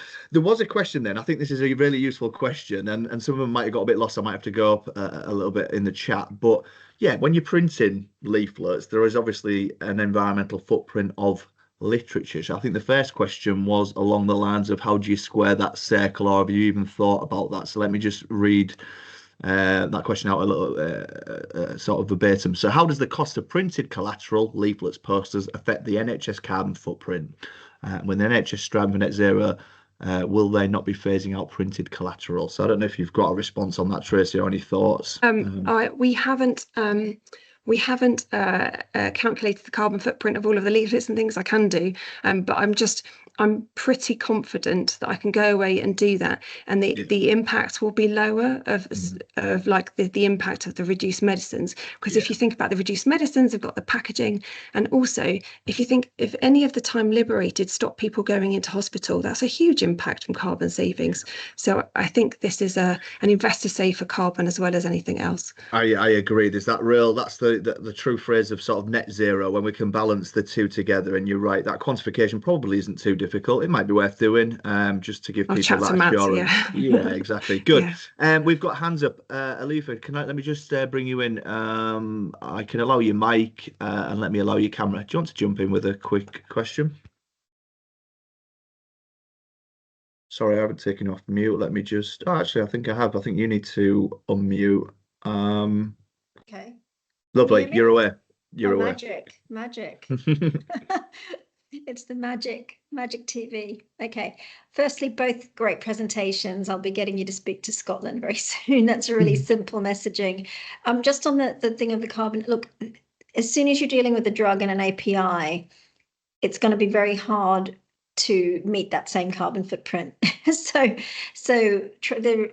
can do the maths on it, but I can tell you now that £450,000 and 65,000 items or whatever it was will be the carbon. I mean, I think you've actually I'm not sure what metric you've used, but I think that's an underestimate of the carbon footprint. You know, it's a back of the envelope, which is fine. We have to do these things, but getting 65,000 drugs, because we're really in a triple crisis. So we don't just need to reduce carbon; we need to reduce our cost. I mean, this is something my financial improvement team would bite your hand off for, Tracy. So yeah. Okay. We'll keep your hand. Yeah. We'll keep your hand. But yeah. Good, but good. It's great work, and even Deborah. Unfortunately, I got interrupted by another call, but I caught some of that, and it's really simple messaging, but the getting some numbers against that can really drive those changes through. But thank you so much. So excellent. No, just I mean, want to say thanks. So yeah, I think we're all doing that, and there's lots of brilliant comments in the chat. What I might ask you both to do is, if you wouldn't mind just having a look at those comments in the chat, maybe respond, maybe make some connections. I want to move on to the next speaker. We're going to move on to sort of inhaler recycling for a couple. Apologies to Nuala, who's on the call, who's going to be talking about prescribing in care homes. Actually, I probably should have put you on next, so forgive me for that, and thank you for coming along and speaking and your patience. But let me stick to the order of priority. And Kath, are you in the background there? Can we move over? Thank you. And then, as I say, we're just going to move over to talk about inhaler recycling. Lovely. I'll just share my slides, bear with.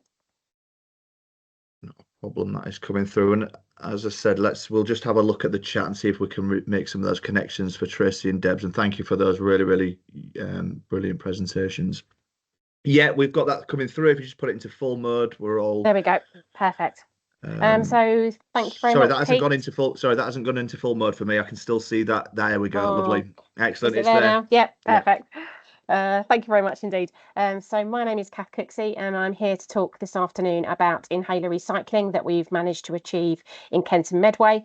This is a collaborative project with a pharmaceutical company called Chiesi, and unfortunately my colleague Sam Coombs can't be here with me today. He's presenting elsewhere.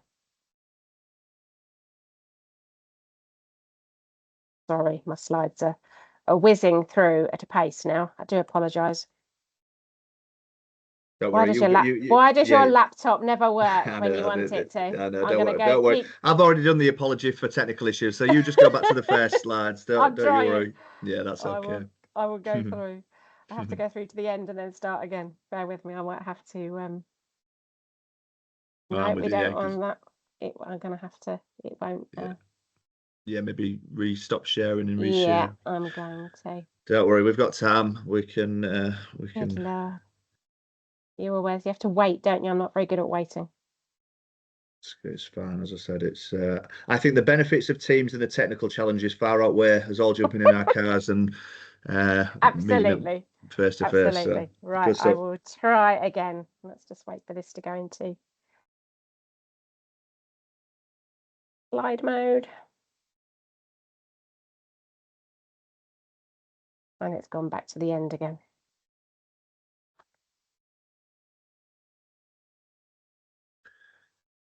If you need a bit more time, I wonder if Toby wants to jump in. Yeah, get Toby to jump in first. Shall we do that? I will. Yeah, absolutely. I do apologise. No, don't worry. No, it's absolutely fine. Toby, are you on the call? I might need to just. Yeah, I'm here. Is Toby? Do you mind doing that? Is that okay? No, absolutely fine. Very kind of you.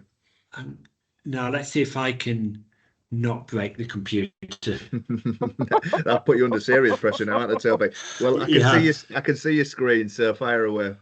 Wonderful, thank you. Yeah, so I'm Toby Capsick, so I'm a consultant pharmacist up in the Leeds teaching hospitals, and we have an inhaler recycling project that we've started within our hospitals here. We've got going across two main sites, and the poster on the right, we've put up on all our wards and clinics to say that we have this recycling scheme, telling ward staff how to recycle them.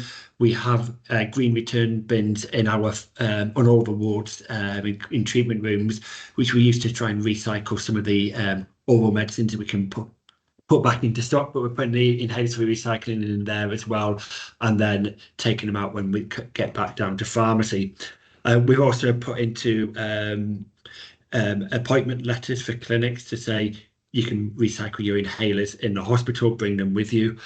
And just to go through it, hopefully this will move on. Yeah, so we were awarded a grant from Chiesi, different from the Rehail in that we're working independently. They gave us the money and we're doing it all ourselves. So it'd be interesting to see the differences there. And we're working with Grunden, a waste management company down near Oxford, to recycle MDI devices. The propellants are extracted and repurposed, and they get put in air conditioning, refrigeration. The metal canisters are repurposed, they're smelted down. The plastics in the PMDIs are recycled. I believe they're going to sort of like rubber matting in playgrounds. But at the moment, they can't recycle dry powder devices because there's too many different polymers. It's difficult to separate them and pull them apart, and it's just not cost effective. So all that Grunden would do was do high energy incineration with energy capture, but we can do that locally in Leeds, very similar system. And when that energy that's recaptured goes back to hit our hospital as well as homes and businesses in the city as well. So a bit of a greener way to get rid of DPIs, but all our MDIs go down south. Now we started this in April, and every time our bins get collected, I like to show my geeky side and just put out all the inhalers in a nice little order, show what actually we've collected off the wards. It allows me then to count them, look at dose counters, estimate the ones that don't have dose counters, how much is left. So that's just a few pictures just to show what we've collected. There. So in the first 5 months, we've collected 1,275 inhalers, 2/3 of them are MDIs. And when we were trying to estimate the carbon footprint of saving, it's easy to do if they've got a dose counter. Of those ones, when we exclude the placebos, there's 530, so just under half of them have dose counters, because lots of them are those horrible little blue Salamol and Ventolin inhalers. Now, what's really interesting, which we didn't really appreciate coming into this, is that on average, each inhaler has 2/3 of their labelled doses remaining, which is quite a high percentage. I wasn't really expecting it. So we're throwing away a lot of inhalers that still have 2/3 of the content available for use. And that's quite worrying. And this is probably different that we might see in primary care, because we have a different stage of the patient journey. And I'll talk about that shortly. Now, when we're looking at the carbon footprint, when we look at all the inhalers we've collected, including placebos, that's 6 tons of CO2 we've collected in 5 months. If we're looking at just the drug inhalers, that's 5.5 tons.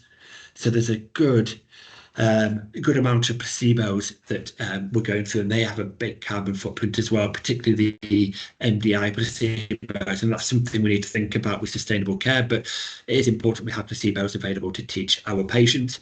And then looking at the financial costs, that actually the inhalers, if they were full, that's £16,000 worth of stock, but with the amount of 2/3 of the doses left, that's nearly £10,000 of medication that was getting binned and going out for, we're now being able to recycle. So there's a lot of financial wastage as well as just the environmental wastage.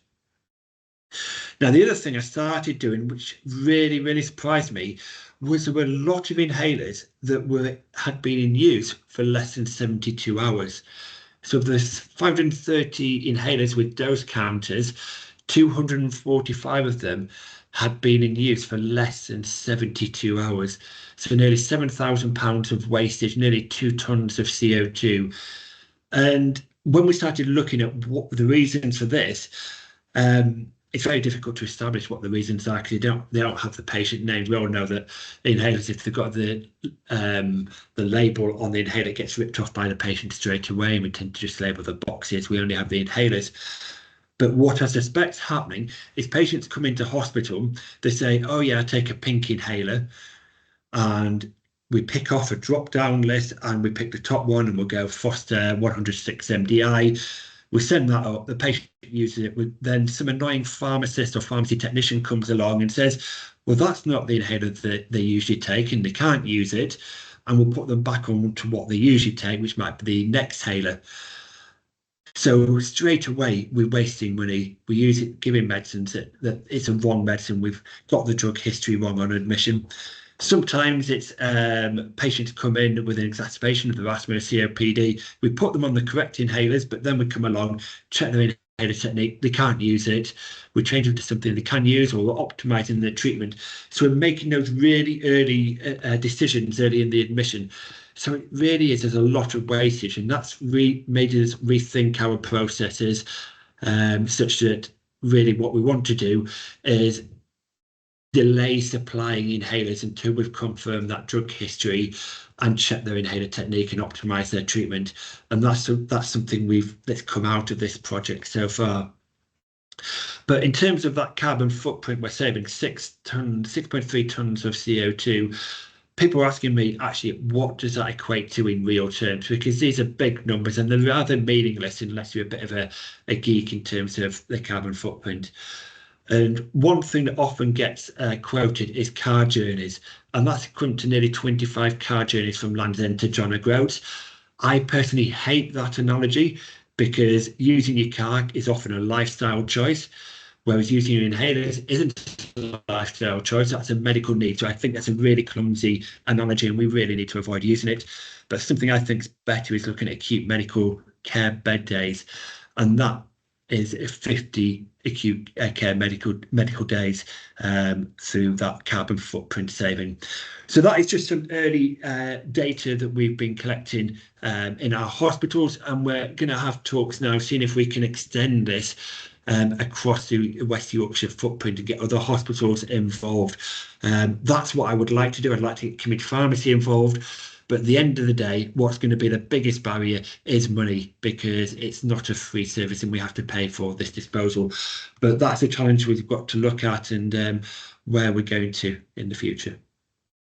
Lovely. I saw Kath smile at that, and actually when I spoke to Kath before, and there is a comment in the chat about funding, but let me hand over to Kath. I'll let you do your presentation, and then we'll just throw a few questions at you both, if that's okay.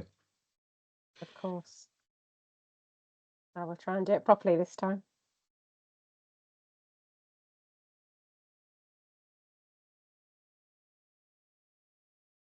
Lovely. Well, we can see your screen. I think it might be going into full mode. Don't break it, Kath. If not, you're gonna have I don't want to keep clicking. If not, you're gonna have to freestyle without a presentation. That's all right. I can freestyle. Lovely. So thanks very much again, Pete, and apologies for before. So as I said, my name's Kath Cooksey. I'm a lead medicines optimisation pharmacist and medicine safety officer for Medway Hospital. And myself and Sam Coombs have been working on this rehab project in Kent for the last 12 to 18 months, probably almost 2 years in the planning. So the purpose today really is to kind of share an overview of rehab, increase knowledge and awareness, and to highlight the challenges, etc., that we've had creating this pilot project in the southeast of England. So we know all this already. You've already had a number of kind of presentations around carbon footprint of the NHS, and inhalers making up around 3% of the total NHS carbon footprint, although figures do seem to be differing as the months go by. And predominantly that's due to the HFA gases that are in our metered dose inhalers. So we decided to look into an inhaler recycling scheme in Kent and Medway, and our main kind of project achievements that we wanted to have were diverting inhalers from domestic waste, but to create a replicable inhaler recycling model. And that was the most important thing for us, to empower patients to recycle their inhalers and also to calculate those carbon savings. So the history of inhaler recycling, it's not new to the UK. We just kind of haven't got national traction. We've had the GSK project Complete the Cycle, which ran for 9 years, starting in around 2011. We had Take Care by Chiesi, which ran for a couple of years from 2021. Inhalers are manufactured with a small amount of overage. So even when that inhaler appears to be empty, sadly, there's still propellant remaining. And the vast majority of inhalers are disposed of in landfill. And even those that are taken back to community pharmacies for disposal are incinerated. So we're not actually recycling these components. So what is ReHouse? So ReHouse a drop-off inhaler recycling pilot. And what we wanted to do was have as many collaborative partners as we could. So we used Chiesi as our kind of financial collaborative partner because they had experience in this industry. We then wanted to kind of create a pilot that used not only community pharmacies, but also our acute trusts and also our dispensing GP practices, because we have quite a rural area in East Kent. So we have a number of dispensing GP practices. And we wanted multi-agency engagement, so using all NHS organisations, community pharmacies, the voluntary sector, councils, universities, obviously the pharma company in Chiesi, our local wholesaler and the waste recycling facility, Grundon's, which is the one we use as well, as Toby's already mentioned. So how does Rehel work? Pharmacies register on a portal and we'll use Alliance Healthcare, who are a national wholesaler. The wholesaler then sends out a pack with a recycling bin, which is made from cardboard, and the plastic bags that go inside that are also made from recyclable material. Comms are delivered to the individual sites that have decided to sign up, and they also then receive posters, business cards, etc., so they can advertise the service to their patients. Patients drop off their inhalers. Once these small bins are full, and we created the bins to have quite a limited capacity, purely so that they could fit on the shelves of community pharmacies and weren't too cumbersome, and also so that when they're collected, we obviously have to adhere to waste guidance and legislation. So once the bin is full, the pharmacy, all they need to do is click on a portal, and that triggers back at Alliance, who's our logistical partner, that a bin is full, and then it needs to be collected. And that full bin is then added to the driver's workload for the following day. They come to the pharmacy, scan the bin, the barcode has been printed by the portal, and then the contents are then taken away in the van. Once it gets to our Alliance wholesaler in Croydon, that's our local wholesaler, they're placed in a much larger bin, and once that bin is full, then Grundon's are informed, and then they collect only when they're in the area for collecting inhalers for other reasons. So what we've tried to do with the whole process is to minimise the number of vans on the road.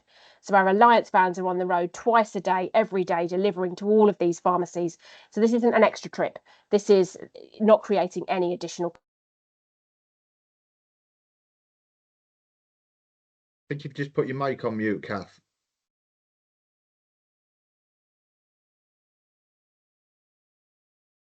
Let me see if I can unmute her. There we go. There we go. Yeah. Am I unmuted? Perfect. It's just muted again, Kath. And your screen, actually, your screen's still there for me. Sorry, I was going to panic you and say your screen wasn't connected, but it is.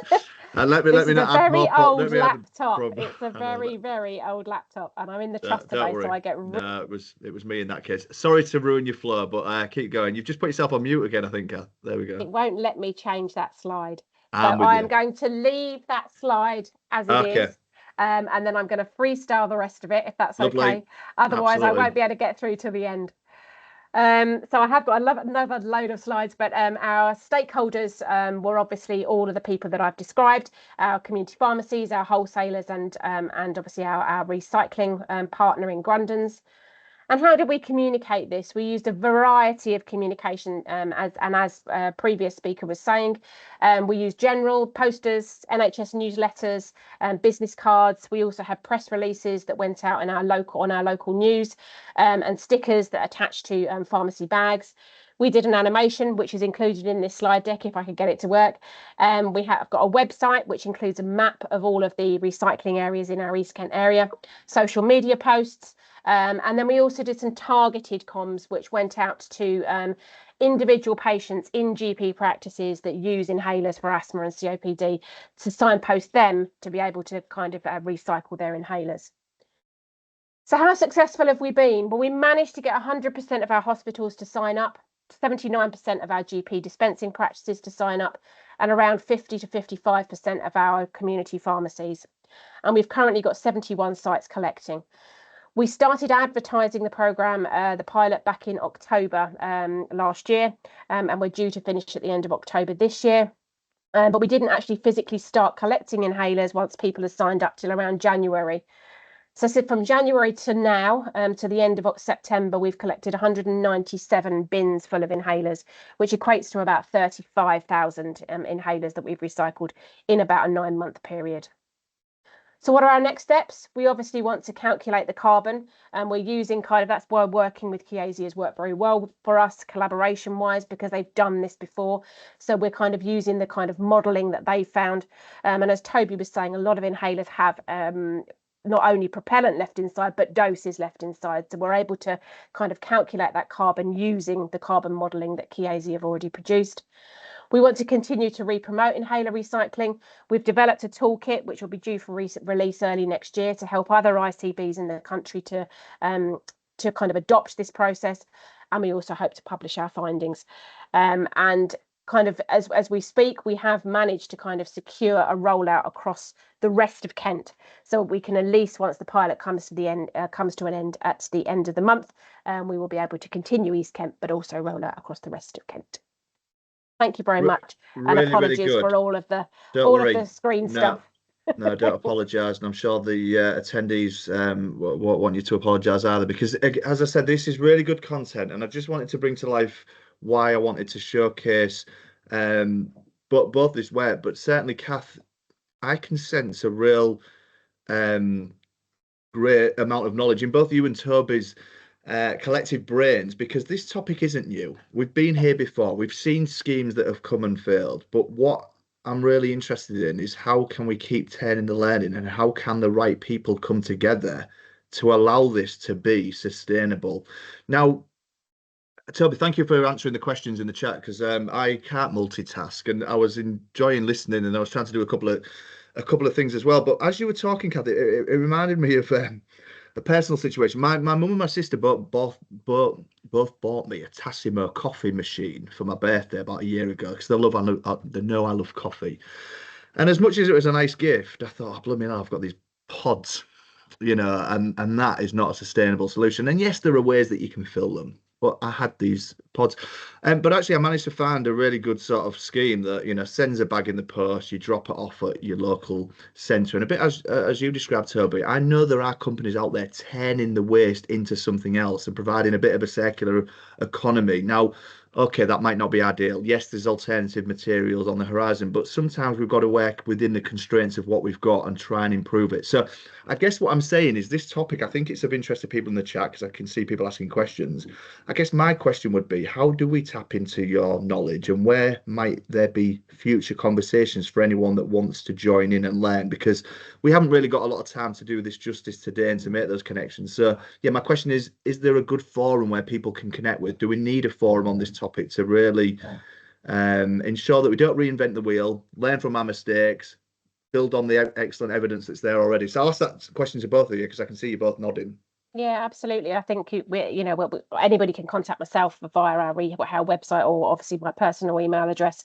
I think what we have hoped is to have that replicable model so that we can roll it out. So it's replicable in terms of the model, the kind of comms campaign, all of that sort of stuff we've kind of learned from. The bit that isn't replicable, and as I'm sure Toby will say, is the funding. And funding has been, ever since we started the pilot and started to mobilise, we've then been trying to seek funding for the kind of the ongoing, and that's the bit that we need to crack, because this is replicable across the UK. We've got a logistical partner in Alliance or any other wholesaler. We've got the NHS. We've got all of those stakeholders. The patients want it. The GP practices and the hospitals are really behind this.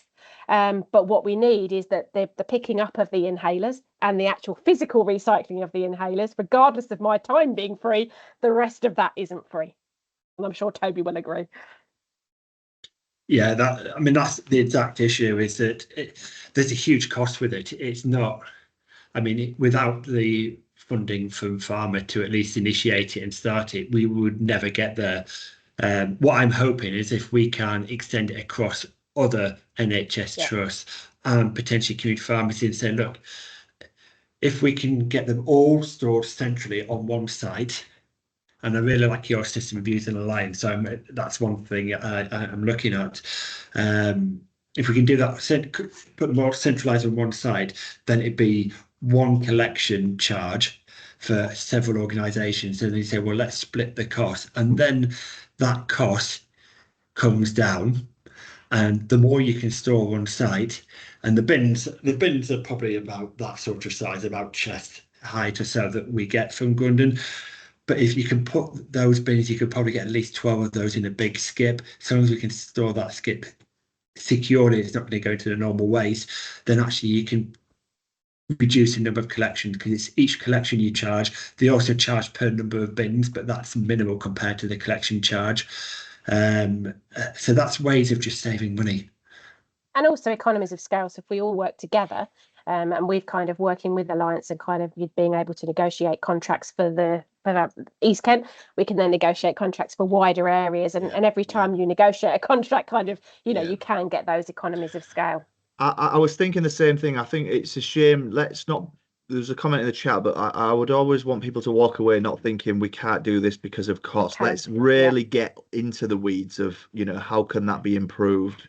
It might not be today, but let's just be open and honest with some of the barriers. And as I said, you've got a brilliant wealth of experience. So I hope people do connect with you. I would like to connect with you outside this meeting as well. I'm hoping, I feel like there is a forum maybe lacking or needing to be brought together from across ICBs on just this topic. And I might pick that up with greener NHS colleagues and people like Peter Morgan, just to see if that's already taking place or what thoughts are. So thank you both for your time. Really good. Much. And if it's okay, let's keep moving through the agenda. We're on the home straight. We might even finish early. It would be nice if I could give you a little bit of your time back.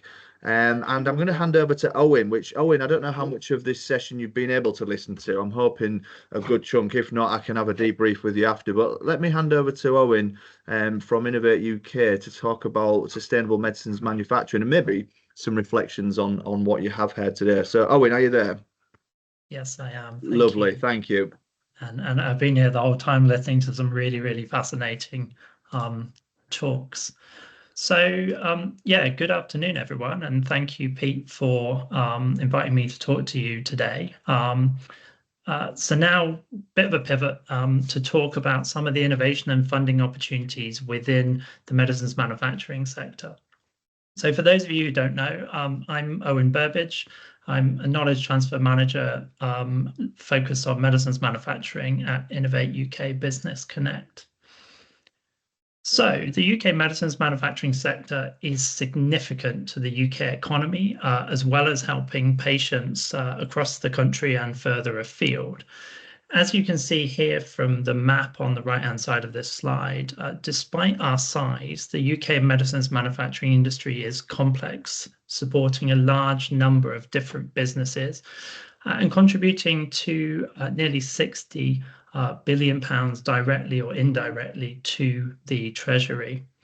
On the international stage, the UK is recognised for our broad manufacturing capabilities across a wide range of modalities, including small molecules, cell and gene therapies, monoclonal antibodies, as well as biologics, to name a few.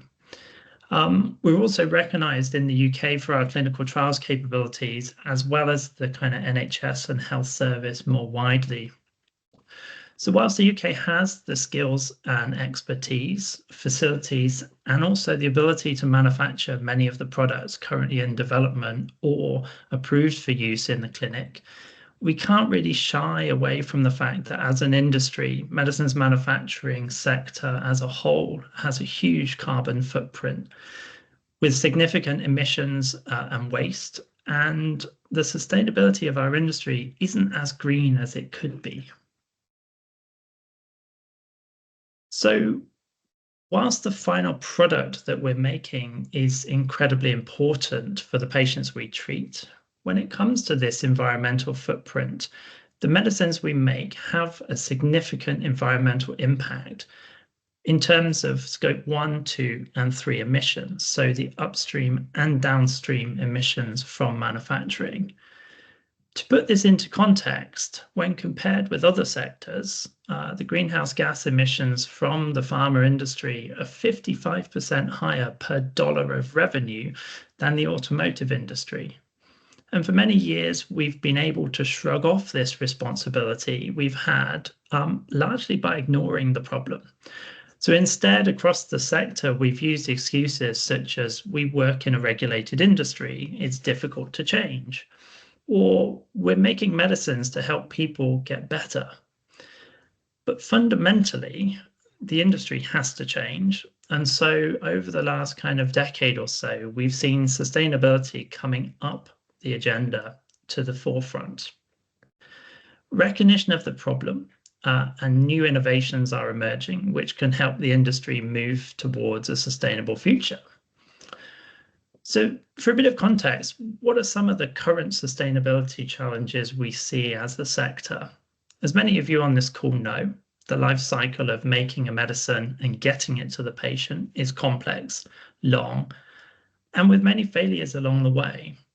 From R&D to manufacturing to clinical trials, and finally to the patients that we stand to treat, involves many different organizations, supply chains, raw materials, and resource usage. To give you an idea as to some of the complexities we face in the industry, some examples, for instance, are around our manufacturing facilities. These typically use a lot of energy, whether that's heating or cooling of processes, maintaining air quality with our HVAC systems, or just keeping the lights on. The UK also struggles with aging infrastructure, and many of our facilities are decades old, producing medicines which have processes that were approved by the MHRA many years ago. As such, it's difficult to modernize and implement more environmentally sustainable processes or improve our facilities. The products that we make obviously use raw materials, and these have environmental consequences with the raw material extraction, the processing of those, and these often use loads of different chemicals and solvents to get to the final API that we then make into our medicine. The formulation of these medicines also has a substantial kind of greenhouse gas emissions and also generates hazardous waste, which needs careful disposal, but also can influence, for instance, the environmental footprint downstream with products which need cold chain refrigeration or need to be distributed to patients on tight timelines. We're not just here talking about the API. We have packaging and the materials that go into that, both in terms of getting the product to the patient, but also the single-use products that we use along the way. So as you can see from the kind of right-hand side here, some of the key focus areas really revolve around these three key themes. And I won't go into these in too much detail, but across the industry, there's a lot of commonality, meaning there's a real opportunity here for collaboration within this space. So through sector-wide groups such as the Medicines Manufacturing Industry Partnership or the Bioindustry Association Manufacturing Advisory Committee, we're seeing a real collaborative approach here in the UK to help foster innovation, drive economic growth, and really position the UK as a global leader in sustainable and advanced medicines manufacturing. So some examples of sustainable innovation that currently is in flight within the sector includes investigating greener solvents or developing new processes using biocatalysis rather than energy and resource intensive kind of old school chemistry. Moving away from batch manufacturing to continuous technologies such as continuous direct compression, enabling more flexible manufacturing of small molecule tablets, embracing digital technologies such as artificial intelligence and machine learning to use quality by digital design. So, for example, to develop greener end-to-end manufacturing steps before you even get into the manufacturing facility, even down to the materials we can use and the packaged products that these go into. There's opportunity to work together as an industry and innovate to reduce the environmental footprint of our products. So Peter Morgan, right at the beginning of this session, touched upon the NHS and the big ambitions that there are to meet this kind of 2045 goal And the medicines manufacturing industry has a real part to play in this, given that 20% of the NHS's emissions are made up by the medicines that we prescribe. So working with the Medicines Manufacturing Industry Partnership and the British Standards Institute, there's been a lot of work going on behind the scenes on a medicines manufacturing carbon accounting framework. So by creating a level playing field for carbon accounting of medicines, the UK would then be one of the first globally to implement this type of standard and benchmark set for the industry as a whole. What that in turn does is, by generating a level playing field, it allows that kind of innovation to thrive and allows the collaborations across the sector in this pre-competitive space. But how can the industry work together to achieve these ambitious kind of sustainability commitments and reach those 2045 NHS goals? So introduced in January this year, this thing called the Voluntary Scheme for Branded Medicines Pricing, Access and Growth, very kind of catchy acronym, VPAG, is an investment program that is a voluntary agreement between the Department of Health and Social Care, NHS England, and the Association of the British Pharmaceutical Industry and members of that, to support patient access to medicines, contributing as well to the financial stability of the NHS, but also to support growth within the UK life sciences sector, and is worth up to £400 million. So this investment programme supports investment in 3 key areas. So the vast majority of this, the 75% of this, goes into clinical trials. 20% of this goes into funding innovation in sustainable manufacturing initiatives, and the final 5% goes into this health technology assessment. So that 20% forms the Sustainable Medicines Manufacturing Innovation Programme, which is what I'm working on and involved in at the moment. So this programme is run by Innovate UK and is a set of grant-funded competitions to invest in innovation in sustainable medicines manufacturing practices and their adoption within the UK. So the programme is being delivered by 2 separate approaches. We have a collaborative R&D based projects, which are smaller grant funding up to about £2 million.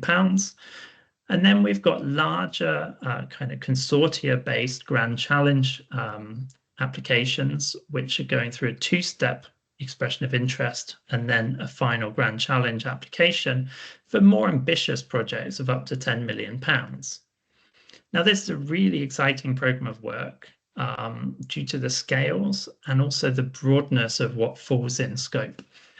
So this covers all modalities of human medicines, including new therapies, generics, and biosimilars, and really has to focus on one of these 3 core pillars that you saw kind of earlier on. So green chemistry, circularity, and productivity and resource efficiency. What they also need to do is it also needs to demonstrate how these address both of the critical enablers that were identified as possibly things that may be holding back the adoption of innovation within this sector. So these are regulation, standards, measurements, and data. So there's a real buzz across the industry around this program of funding, with great engagement from people from all kind of walks of life, whether that's academics at one end, large pharma at the other, and really everyone in between. And we hope that this, as a funding competition, will drive that sustainability and allow that adoption to reach those kind of NHS 2045 targets, but also act as a benchmark on the global stage. So whilst applications for these are only open for another week, they shut next Wednesday, there's a huge kind of opportunity for further conversations and collaborations. And I hope that the ideas will not just stop there. There's plenty of opportunity to get involved in some of the other things that we have going on around this space. And feel free to reach out to me if you're interested in getting involved in this or any of the other things that we're doing. Excellent. Thank you for that, Owen. And yeah, I would put the Health Innovation Network in that category of everything else in between, because, you know, we've looked at this funding call and the work that you're doing. And as you've said, obviously there's opportunities now, but I'm really keen on how do we help what might be happening across the system and bring people on that journey and use that expertise and that knowledge. And Owen, thank you for being part of this session today and actually listening in, because hopefully there are things and connections that you might have made today, and you can see some of the people that we've had speaking, and I'd say some of the great work they've done on data and capturing impact and things that I think can really help the pharmaceutical industry, and your connection to join those dots is fundamental. As Owen said, we've pivoted a bit. We're kind of going to go on a final stage of a few more presentations and around the houses, but as I said, the end is nearly here, but we've got 2 or 3 actual well, we are pushed for time actually. I think we are going to I'm not going to be able to give you any more time back, I don't think. So let me hand over to Dr. Matt Sawyer. And Matt, thank you for doing what you've done in the chat as well. I think you'll be a good example of someone that can join dots, and I think you probably, you know, your expertise in this topic of net zero and of medicines and waste is second to none. So I'm hoping that you've got the cogs ticking. But let me hand over to your rather catchy title, and I'll let you introduce it. Thank you very much, and I hope you can see my screen there. And thank you both, Pete, for the opportunity, and to Owen for letting me follow him. But the next 10 minutes might give you a preview of an email that your team might be receiving by about 11 o'clock next Wednesday morning. But for the rest of us, my name's Matt Sawyer. I'm a GP by background, stopped doing that, and I now work in environmental sustainability within healthcare. And my question to you this lunchtime is, what does sniffing milk, 1986, the American Army and 76-year-old heroin have in common? And how does that relate to helping the NHS achieve net zero through innovation in medicines? I'm not going to ask anybody for any answers to that. I'm going to give you the answer. And as I suspect you might have already worked out, the answer is medication expiry dates. So how do those things all link together? Well, we kind of know about expiry dates in other fields. So how do we know when something is safe to use? Well, it very much depends on the product. And it depends on the shelf life before it spoils or becomes unusable, unsafe or ineffective. And if we were talking about foods, well, we would know that different foods have got different shelf lives, different longevitivities. And we wouldn't expect a food or a food manufacturer to put the same expiry date on a pint of milk, a bag of pasta, a tin of beans, a packet of spices, or a lettuce. And there's a whole rabbit hole of videos online where you can go and watch people opening tin cans that are many decades old.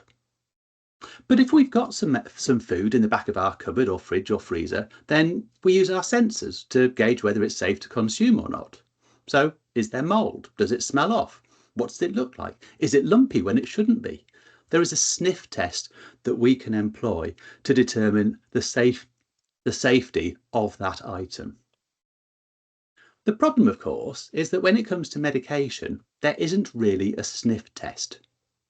Well, so it's really important that there are expiry dates on things, medication, foods, and a lot of them for medications is around patient safety, product safety, the efficacy of the active pharmaceutical ingredient. Are there toxic degradation products that are present? And so the stability of the medication is really important when it comes to the purity and the content of that tablet, that capsule, that cream, that lotion, that potion. And the decay and breakdown of those chemicals are caused by chemical or physical or microbiological instabilities.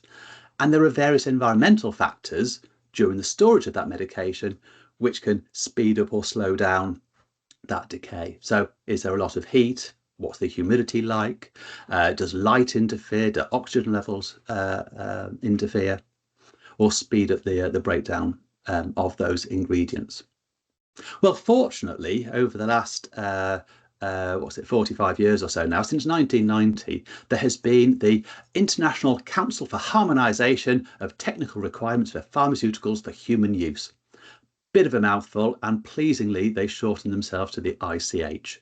And these bring together all of those regulatory authorities, pharmaceutical industries, and they discuss the scientific and technical aspects of pharmaceuticals, and they develop guidelines as a result. So there are some tried and tested protocols to determine the stability of medication. So we can work out what the expiry date is for medications. Well, that's great news. So we have some testing protocols available. But the difficulty at the moment is that medications don't have their own expiry date, like the different foodstuffs, like milk or lettuce or bags of pasta. They tend to be pretty uniform, and they tend to be put down during the R&D phase. So when they apply for license. So I'm going to go back in time a little bit to 1986, and for those of you who remember, Diego Maradona was in the World Cup and scored a goal against England with the hand of God. A spoiler for those who aren't old enough, it was his own hand. But there must have been some Americans in the Department of Defence that weren't interested or watching the football. They may not have been interested in the England-Argentina game because they had a more pressing problem. And that was the cost of replacing the stockpiles of medication that the army held. So they set up a programme called the Shelf Life Extension Programme. They worked out that the cost of replacing the medication every time it reached its expiry date was in the tens, hundreds, and even billions of dollars. So they set this up to test batches of medication every 3, 6, or 12 months until they found that that medication failed to remain safe. This also prevented any short-term disruption from stock shortages. The difficulty is, though, that this SLEP Shelf Life Extension Programme and the FDA in America signed a memorandum to say that this couldn't be shared with other people, other governments, other government agencies, or the public. So there's a lot of data available, but it doesn't get into the public domain. So this is a little bit of background, and basically it's there to save themselves money, reduce the stock turnover that is inappropriately done, which means that the American Army can keep the medication that's important to them. Now, importantly, if we fast forward 20 years or so, from 1986 to 2006, there was a research paper published.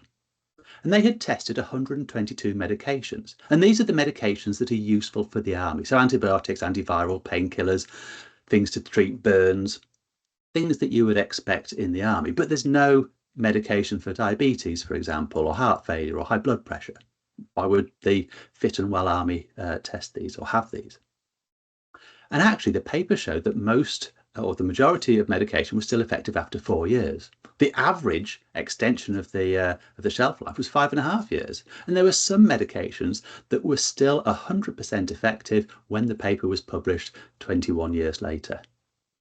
Every dollar that was spent by the Department of Defence on testing these medications, running this programme, led to savings of $94. How many of us would love to have that return on investment? £1 in, £94 out. That would be fantastic. But it depended on the type of medication, the API, the preparation or the delivery method. What would happen if we repeated this now? The pharmaceutical packaging, which there's been some mention in the chat, I think has improved over the last 20 years or so. Think about the changes that we've had in so many other things like mobile phones. You know, your mobile phone in 2006 is quite different to the one that you carry around today. So could the formulation of medication, the preservatives used, the pharmaceutical packaging have improved to an extent where the shelf life extension is even greater? Fast forward to 2019, the only image I could think of for 2019 was the big orange baby of Donald Trump being carried around. But in the same year, a review paper came out, and this is where the 76-year-old heroine came in. So this review paper looked at lots of different studies where old medication had been tested. These are just a few of the examples. So we had medication like bisoprolol or ciprofloxacin, 2.5 decades old, 100% of the original remaining. Things like oxytetracycline, 100% remaining. Now, heroin, 76-year-old heroin, is not still heroin. For those of you who are already in the know, heroin is diamorphine, and it's a compound that breaks down in our bodies to morphine. So this diamorphine, this heroin, actually turns out to be morphine when it's in our body, and unsurprisingly, after 76 years of being left on the shelf, became morphine. So if I was in pain, if I was giving birth or broke my leg or something, and the only thing I had available was a 76-year-old vial of heroin, would I use it for pain relief? Absolutely yes. So I do not have an answer for people at the moment as to what is going to happen next, but there's some work that is going on to put together a project about extending the medication expiry dates safely. And I'd be really interested. I'm going to put this link in the chat, my email address in the chat in a moment. If people are interested, drop me a line. If you know why it couldn't work, why we could not extend medication expiry dates, I want to hear from you. But I also want to know from people who say, this is what would enable it to happen. This is what needs to happen to make that change. So we can actually have medication that expires when it is clinically and efficaciously appropriate. Thank you very much. Really good, really thought-provoking, and with a clear ask, Matt. And I hope people will come to your call for arms and just help you with that. And as I said, really thought-provoking. I'm going to keep moving through. I know I can't remember if I've put Q&As right at the end of all these speakers. I think I probably have. But yes, let me hand over to Nuala from the Centre for Sustainable Healthcare to hear about their work on medicine waste in care homes. Right, thank you very much, Pete, and hopefully you can hear me. You're just a bit quiet, sorry. I don't know if there's a mic issue. Do you want? There we go. Try that. Can you hear me better now? Slightly, yeah. We'll go with that. Okay, thanks for having me, Pete. Just taking you back to the medicines waste issue. So my name is Nuala Hampson. I'm a pharmacy lead with the Centre for Sustainable Healthcare. So today I just wanted to tell you about our quality improvement project, which is focusing on social and environmental impact of medicines waste in care homes, which we are in the early stages of. So this project is funded through the Q Exchange by the Health Foundation and NHS England. So the focus of this project is to study the system of the medicines pathway for care homes, across care homes and their prescribing GP practices and the supplying community pharmacy.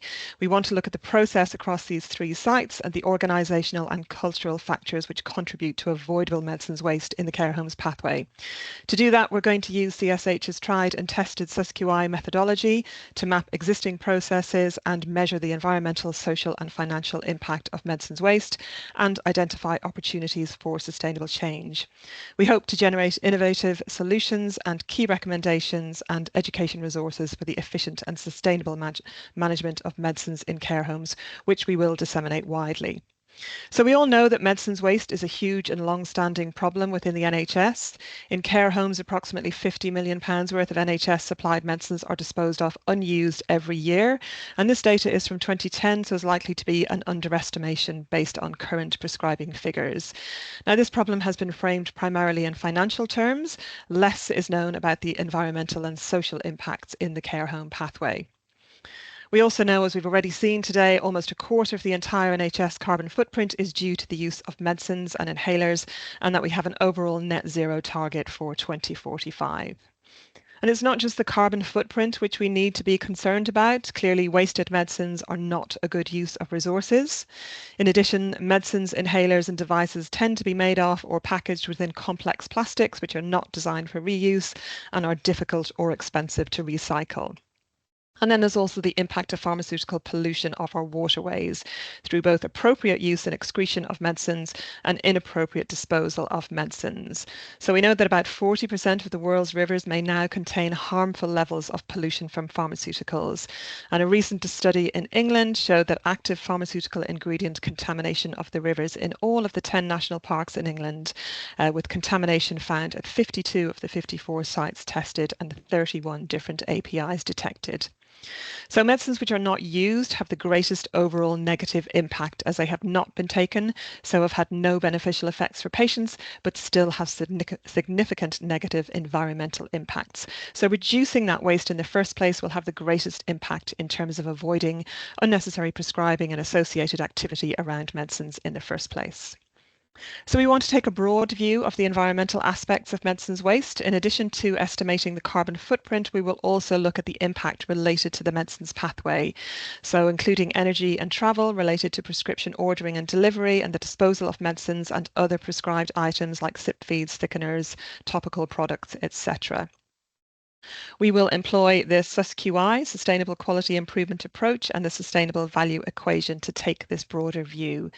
The SUSQI framework is a framework which provides an approach to integrating sustainability into mainstream quality improvement methodologies, and we'll be working collaboratively with teams made up of key staff from each of the 3 sites, the care home, the GP practice and the community pharmacy, to map their processes and explore the impacts. So we're going to be doing this in 4 hubs across 3 different ICSs in England, Somerset, Gloucestershire and Coventry and Warwickshire, looking at a range of different models in terms of types of home and also dispensing models.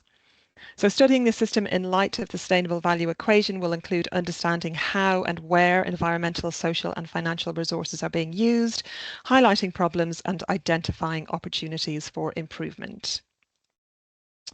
So thinking about the social impacts, we are going to be thinking about a range of factors. The monthly management of medicines within care home setting is a logistically complex and time-consuming process, which is also high risk. Typically, care home residents are elderly, frail and on multiple medicines. Any error in the medicines management process creates risk of harm for the patient. The monthly cycle usually entails the care home staff ordering medicines for all of their patients, general practice staff, including prescribers and admin staff, issuing prescriptions, and then community pharmacy staff, including pharmacists and dispensers dispensing the medicines, and finally pharmacy delivery drivers delivering medicines to the home. This process can take up to 2 weeks and is repeated monthly. Any change to medicines within that 2-week cycle can create logistical challenge, and a large proportion of staff's time, particularly in care homes, can be spent on the medicines management cycle.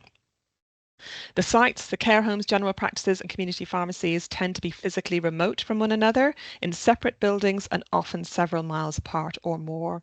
So this adds not only to the travel but also to the challenge of communication and flexibility of process between the 3 sites. In addition, at each of these 3 sites, workload is high and capacity is stretched. So we expect there to be significant social aspects which perhaps have not been considered in detail before, and which we hope will help to address a problem more broadly. Addressing the environmental impact will bring a new focus to the issue of medicines waste, and we hope to identify solutions which will help to contribute towards NHS net zero targets and enable all sites to practice more sustainable medicines management.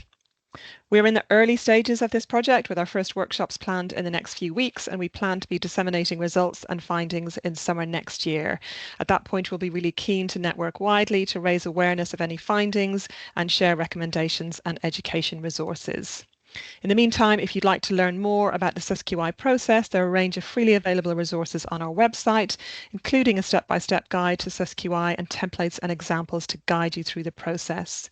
We also run courses focusing on SUSQI and teaching SUSQI, which are suitable for individual clinicians or key members of QI or service improvement teams. And if you'd like to see a range of examples of completed SUSQI projects, you can access these in the resources section of our CSH networks, where you can also sign up to our networks to stay abreast of progress in this area. So you can feel free to get in touch with me via the networks, and I'll also put my contact details in the chat box, and QR codes there again for anybody who didn't grab those really quickly. I don't know if we have time for questions now, but happy to answer questions in the chat. Well, we've got a little bit of time, so that's really good. Again, I've got slide envy, Nuala. I love the use of QR codes, and the visuals are really nice. And you know, just while people maybe put a comment in the chat if you've got any questions, as an observation, I really like the framework that you've got. Again, it puts rigor around the work that you're doing, which is fundamental. And I think all of the speakers that we've heard from today, there's a real great evidence gathering process to their projects, which is absolutely fundamental to be able to work out that equation of the triple bottom line, which is a phrase that I know the Centre for Sustainable Healthcare use widely. So no, thank you for coming along. I apologise to Rachel for not linking with some of the work that you're doing. So I'm glad today's sparked some of those connections again, and I hope people do connect with you on this project. And I would love to hear the findings when you're at that stage. Let's just have a quick look. Yeah, I mean, people like the work that you're doing. So if it's okay, I'm going to move on to my colleague. I'll give people a chance if you want to ask a question to Nuala in the chat. But let me finish, last but not least, with my colleague Claudia, who's going to talk about a nitrous oxide toolkit. Claudia, I think I've allowed you to share your presentation. Lovely, everything's coming through. Great. Over to you. Thank you, Pete, and thank you, everyone. It's been really interesting presentations today. I am from the UCL Partners Health Innovation Network, and we are based in North Central London, North East London and Mid and South Essex. So we work with the trusts and ICBs in that region. But we also have been working with NHS England recently on the National Nitrous Oxide and nitrous oxide/oxygen management toolkit, so NTNOX, working on optimising supply and reducing waste in NHS trusts. And really excited to see Olivia here today, who's one of the pioneers in this work. So this work this toolkit extends on a lot of the work done in Scotland on reducing nitrous oxide waste, and we're really trying to push forward the reduction in nitrous oxide waste in the in England. So, sorry, my slides aren't working. Just going back to the size of the problem. So as we've kind of seen across other presentations, we know that there is a huge carbon footprint from medicines. Anesthetic gases makes up about 2% of that. And there's been a lot of work to decommission desflurane, and there's 80% left of those anesthetic gases, which is pretty much just nitrous oxide. 20% of that is pure nitrous oxide, and about 60% is nitrous oxide and oxygen mixture. What Olivia and colleagues, and now colleagues across England, America, Australia and New Zealand, and I'm sure several other health systems have found is that up to 99% of that piped nitrous oxide or NTNOX is wasted, indicating that the supply is far higher than demand and that there's system inefficiencies. This comes with a really high environmental impact. Nitrous oxide is a volatile greenhouse gas. It also comes with occupational exposure risks for people who are close by to this gas and frequently exposed. And there's expensive maintenance and management of the system that is not really used efficiently or effectively.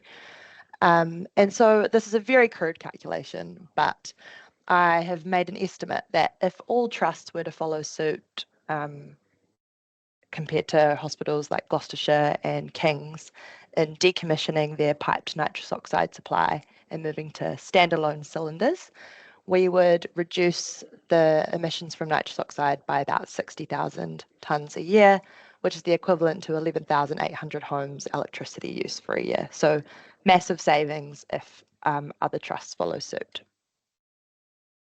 So as I've kind of mentioned, there's two types of nitrous oxide gases.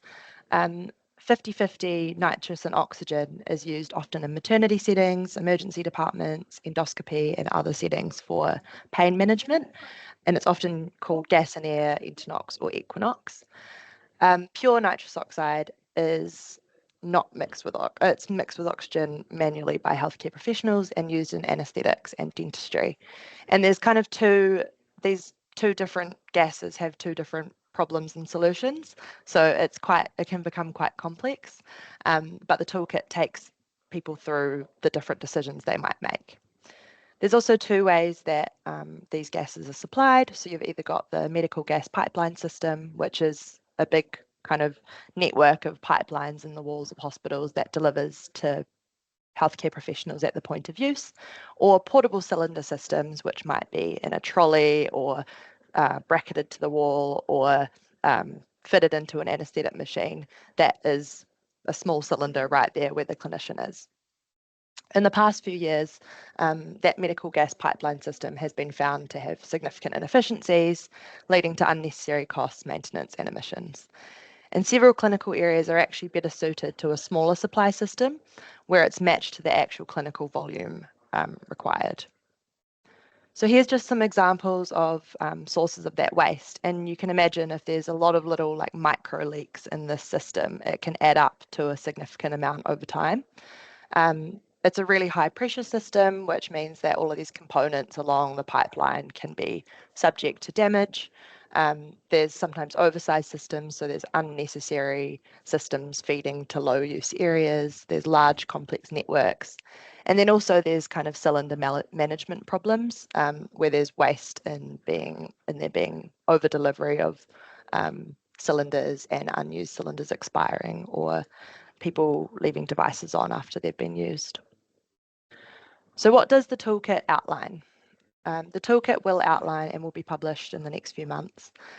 Getting started, so setting up your governance and project teams. The second thing is ensuring that the supply of gas is aligned to clinical use. And then the third part is continuing to optimize systems.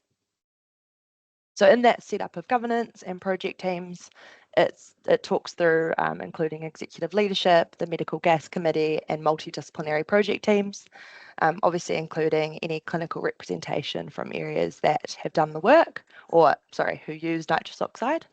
And then there's also the estates and facilities team, who are really, really essential in this work because they often are managing the medical gas pipeline system.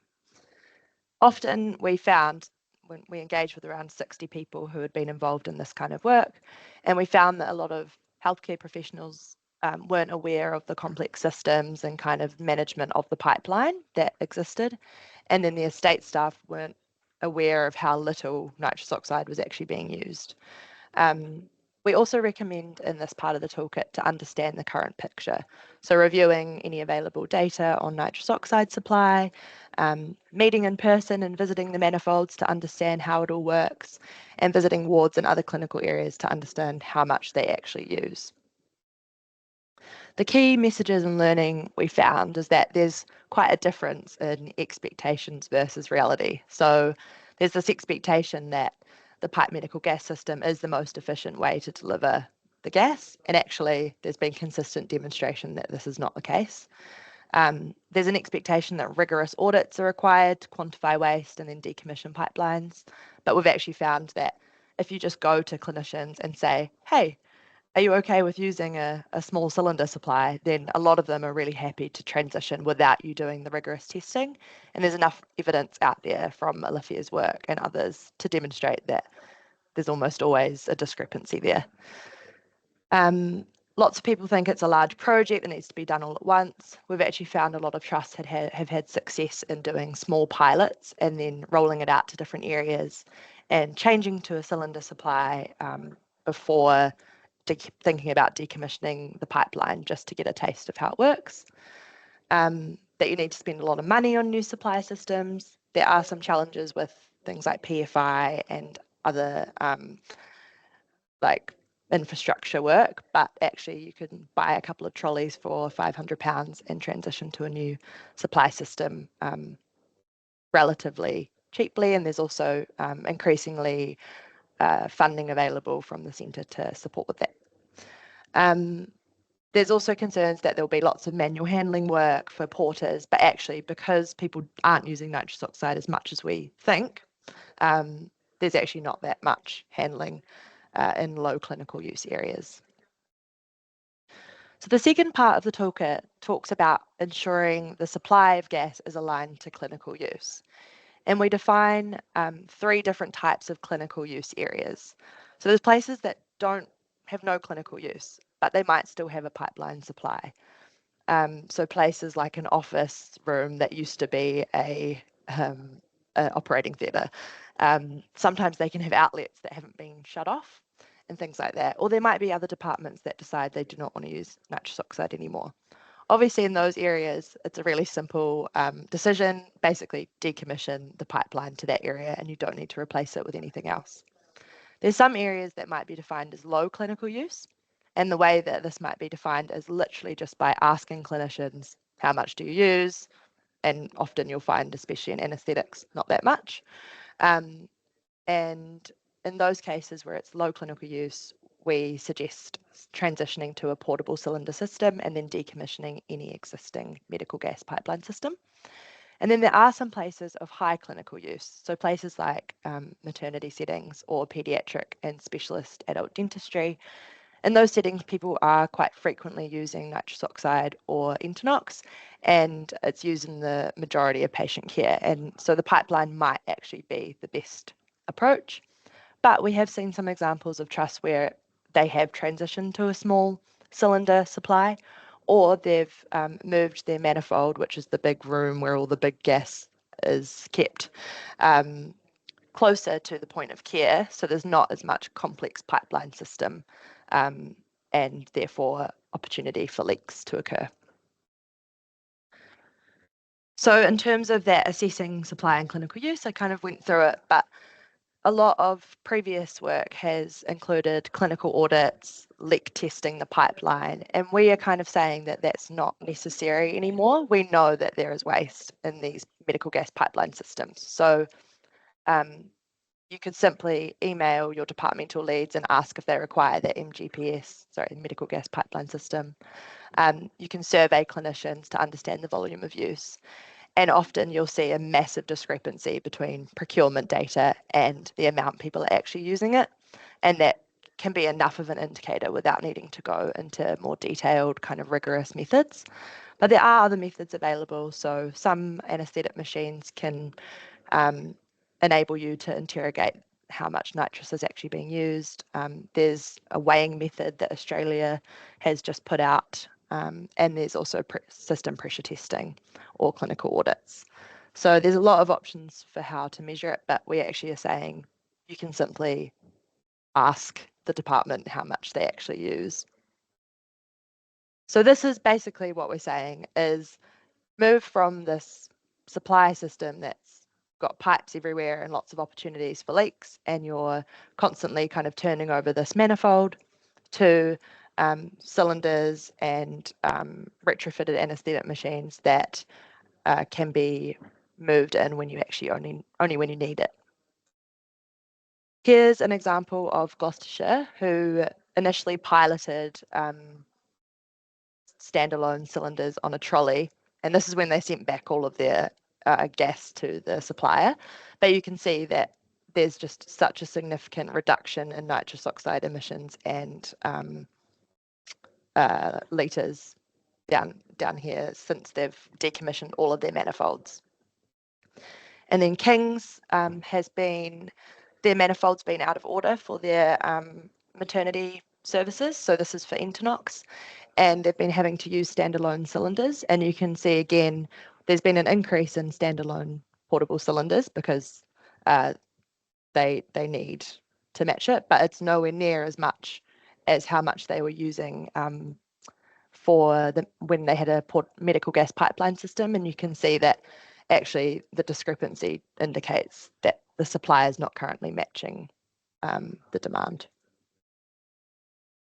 So once all of the clinical departments have a system that is kind of efficient for their services, so the right size for their services, then we suggest that trusts continue to optimise systems. So this includes enhancing stock control, making sure that suppliers are only delivering when there's new stock needed, continuing to identify supply system inefficiencies, so having an annual system pressure check and analysing the green NHS dashboard data to see if there's any changes, and enabling staff to report on any unusual patterns.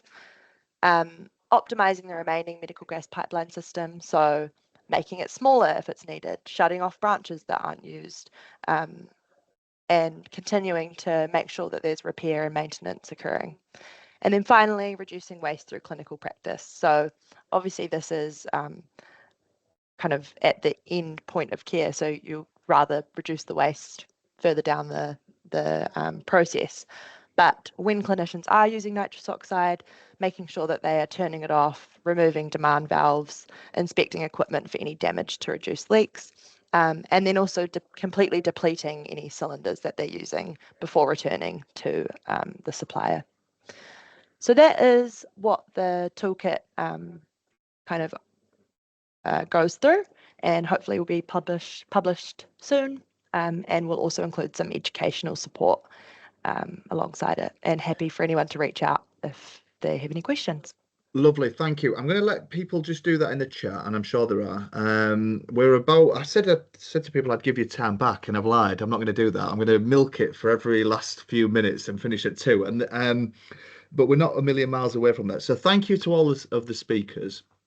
Really, really useful. I used in a previous presentation that I did the fact that I think certainly my role in the Health and Innovation Network, we've got a really good helicopter view of net zero and the health system. And I hope some of that came out today, just, you know, why we brought people together. And as I said in my presentation right at the beginning, this isn't everything that's happening. We are aware of other things. That's why I've just put my details in the chat to please get people connecting. I can see people connecting on the topics of interest that you're doing. So as much as it's great, you know, having that helicopter view, you need people on the ground to help with that helicopter navigation, whether that's, you know, making sure you're going in the right direction, looking out for adverse weather. I used that example this morning again of the hurricanes that are sadly hitting the American coast, and that link to climate change. And yeah, we need to all keep an eye on the things that are happening on this topic. And I get a real sense from people in the chat that you're doing that. I'm going to launch a poll very, very quickly, and then I'm going to see if any of our speakers just want to give a little final couple of thoughts. As I said, just to really kind of use the question. So, sorry, use the time.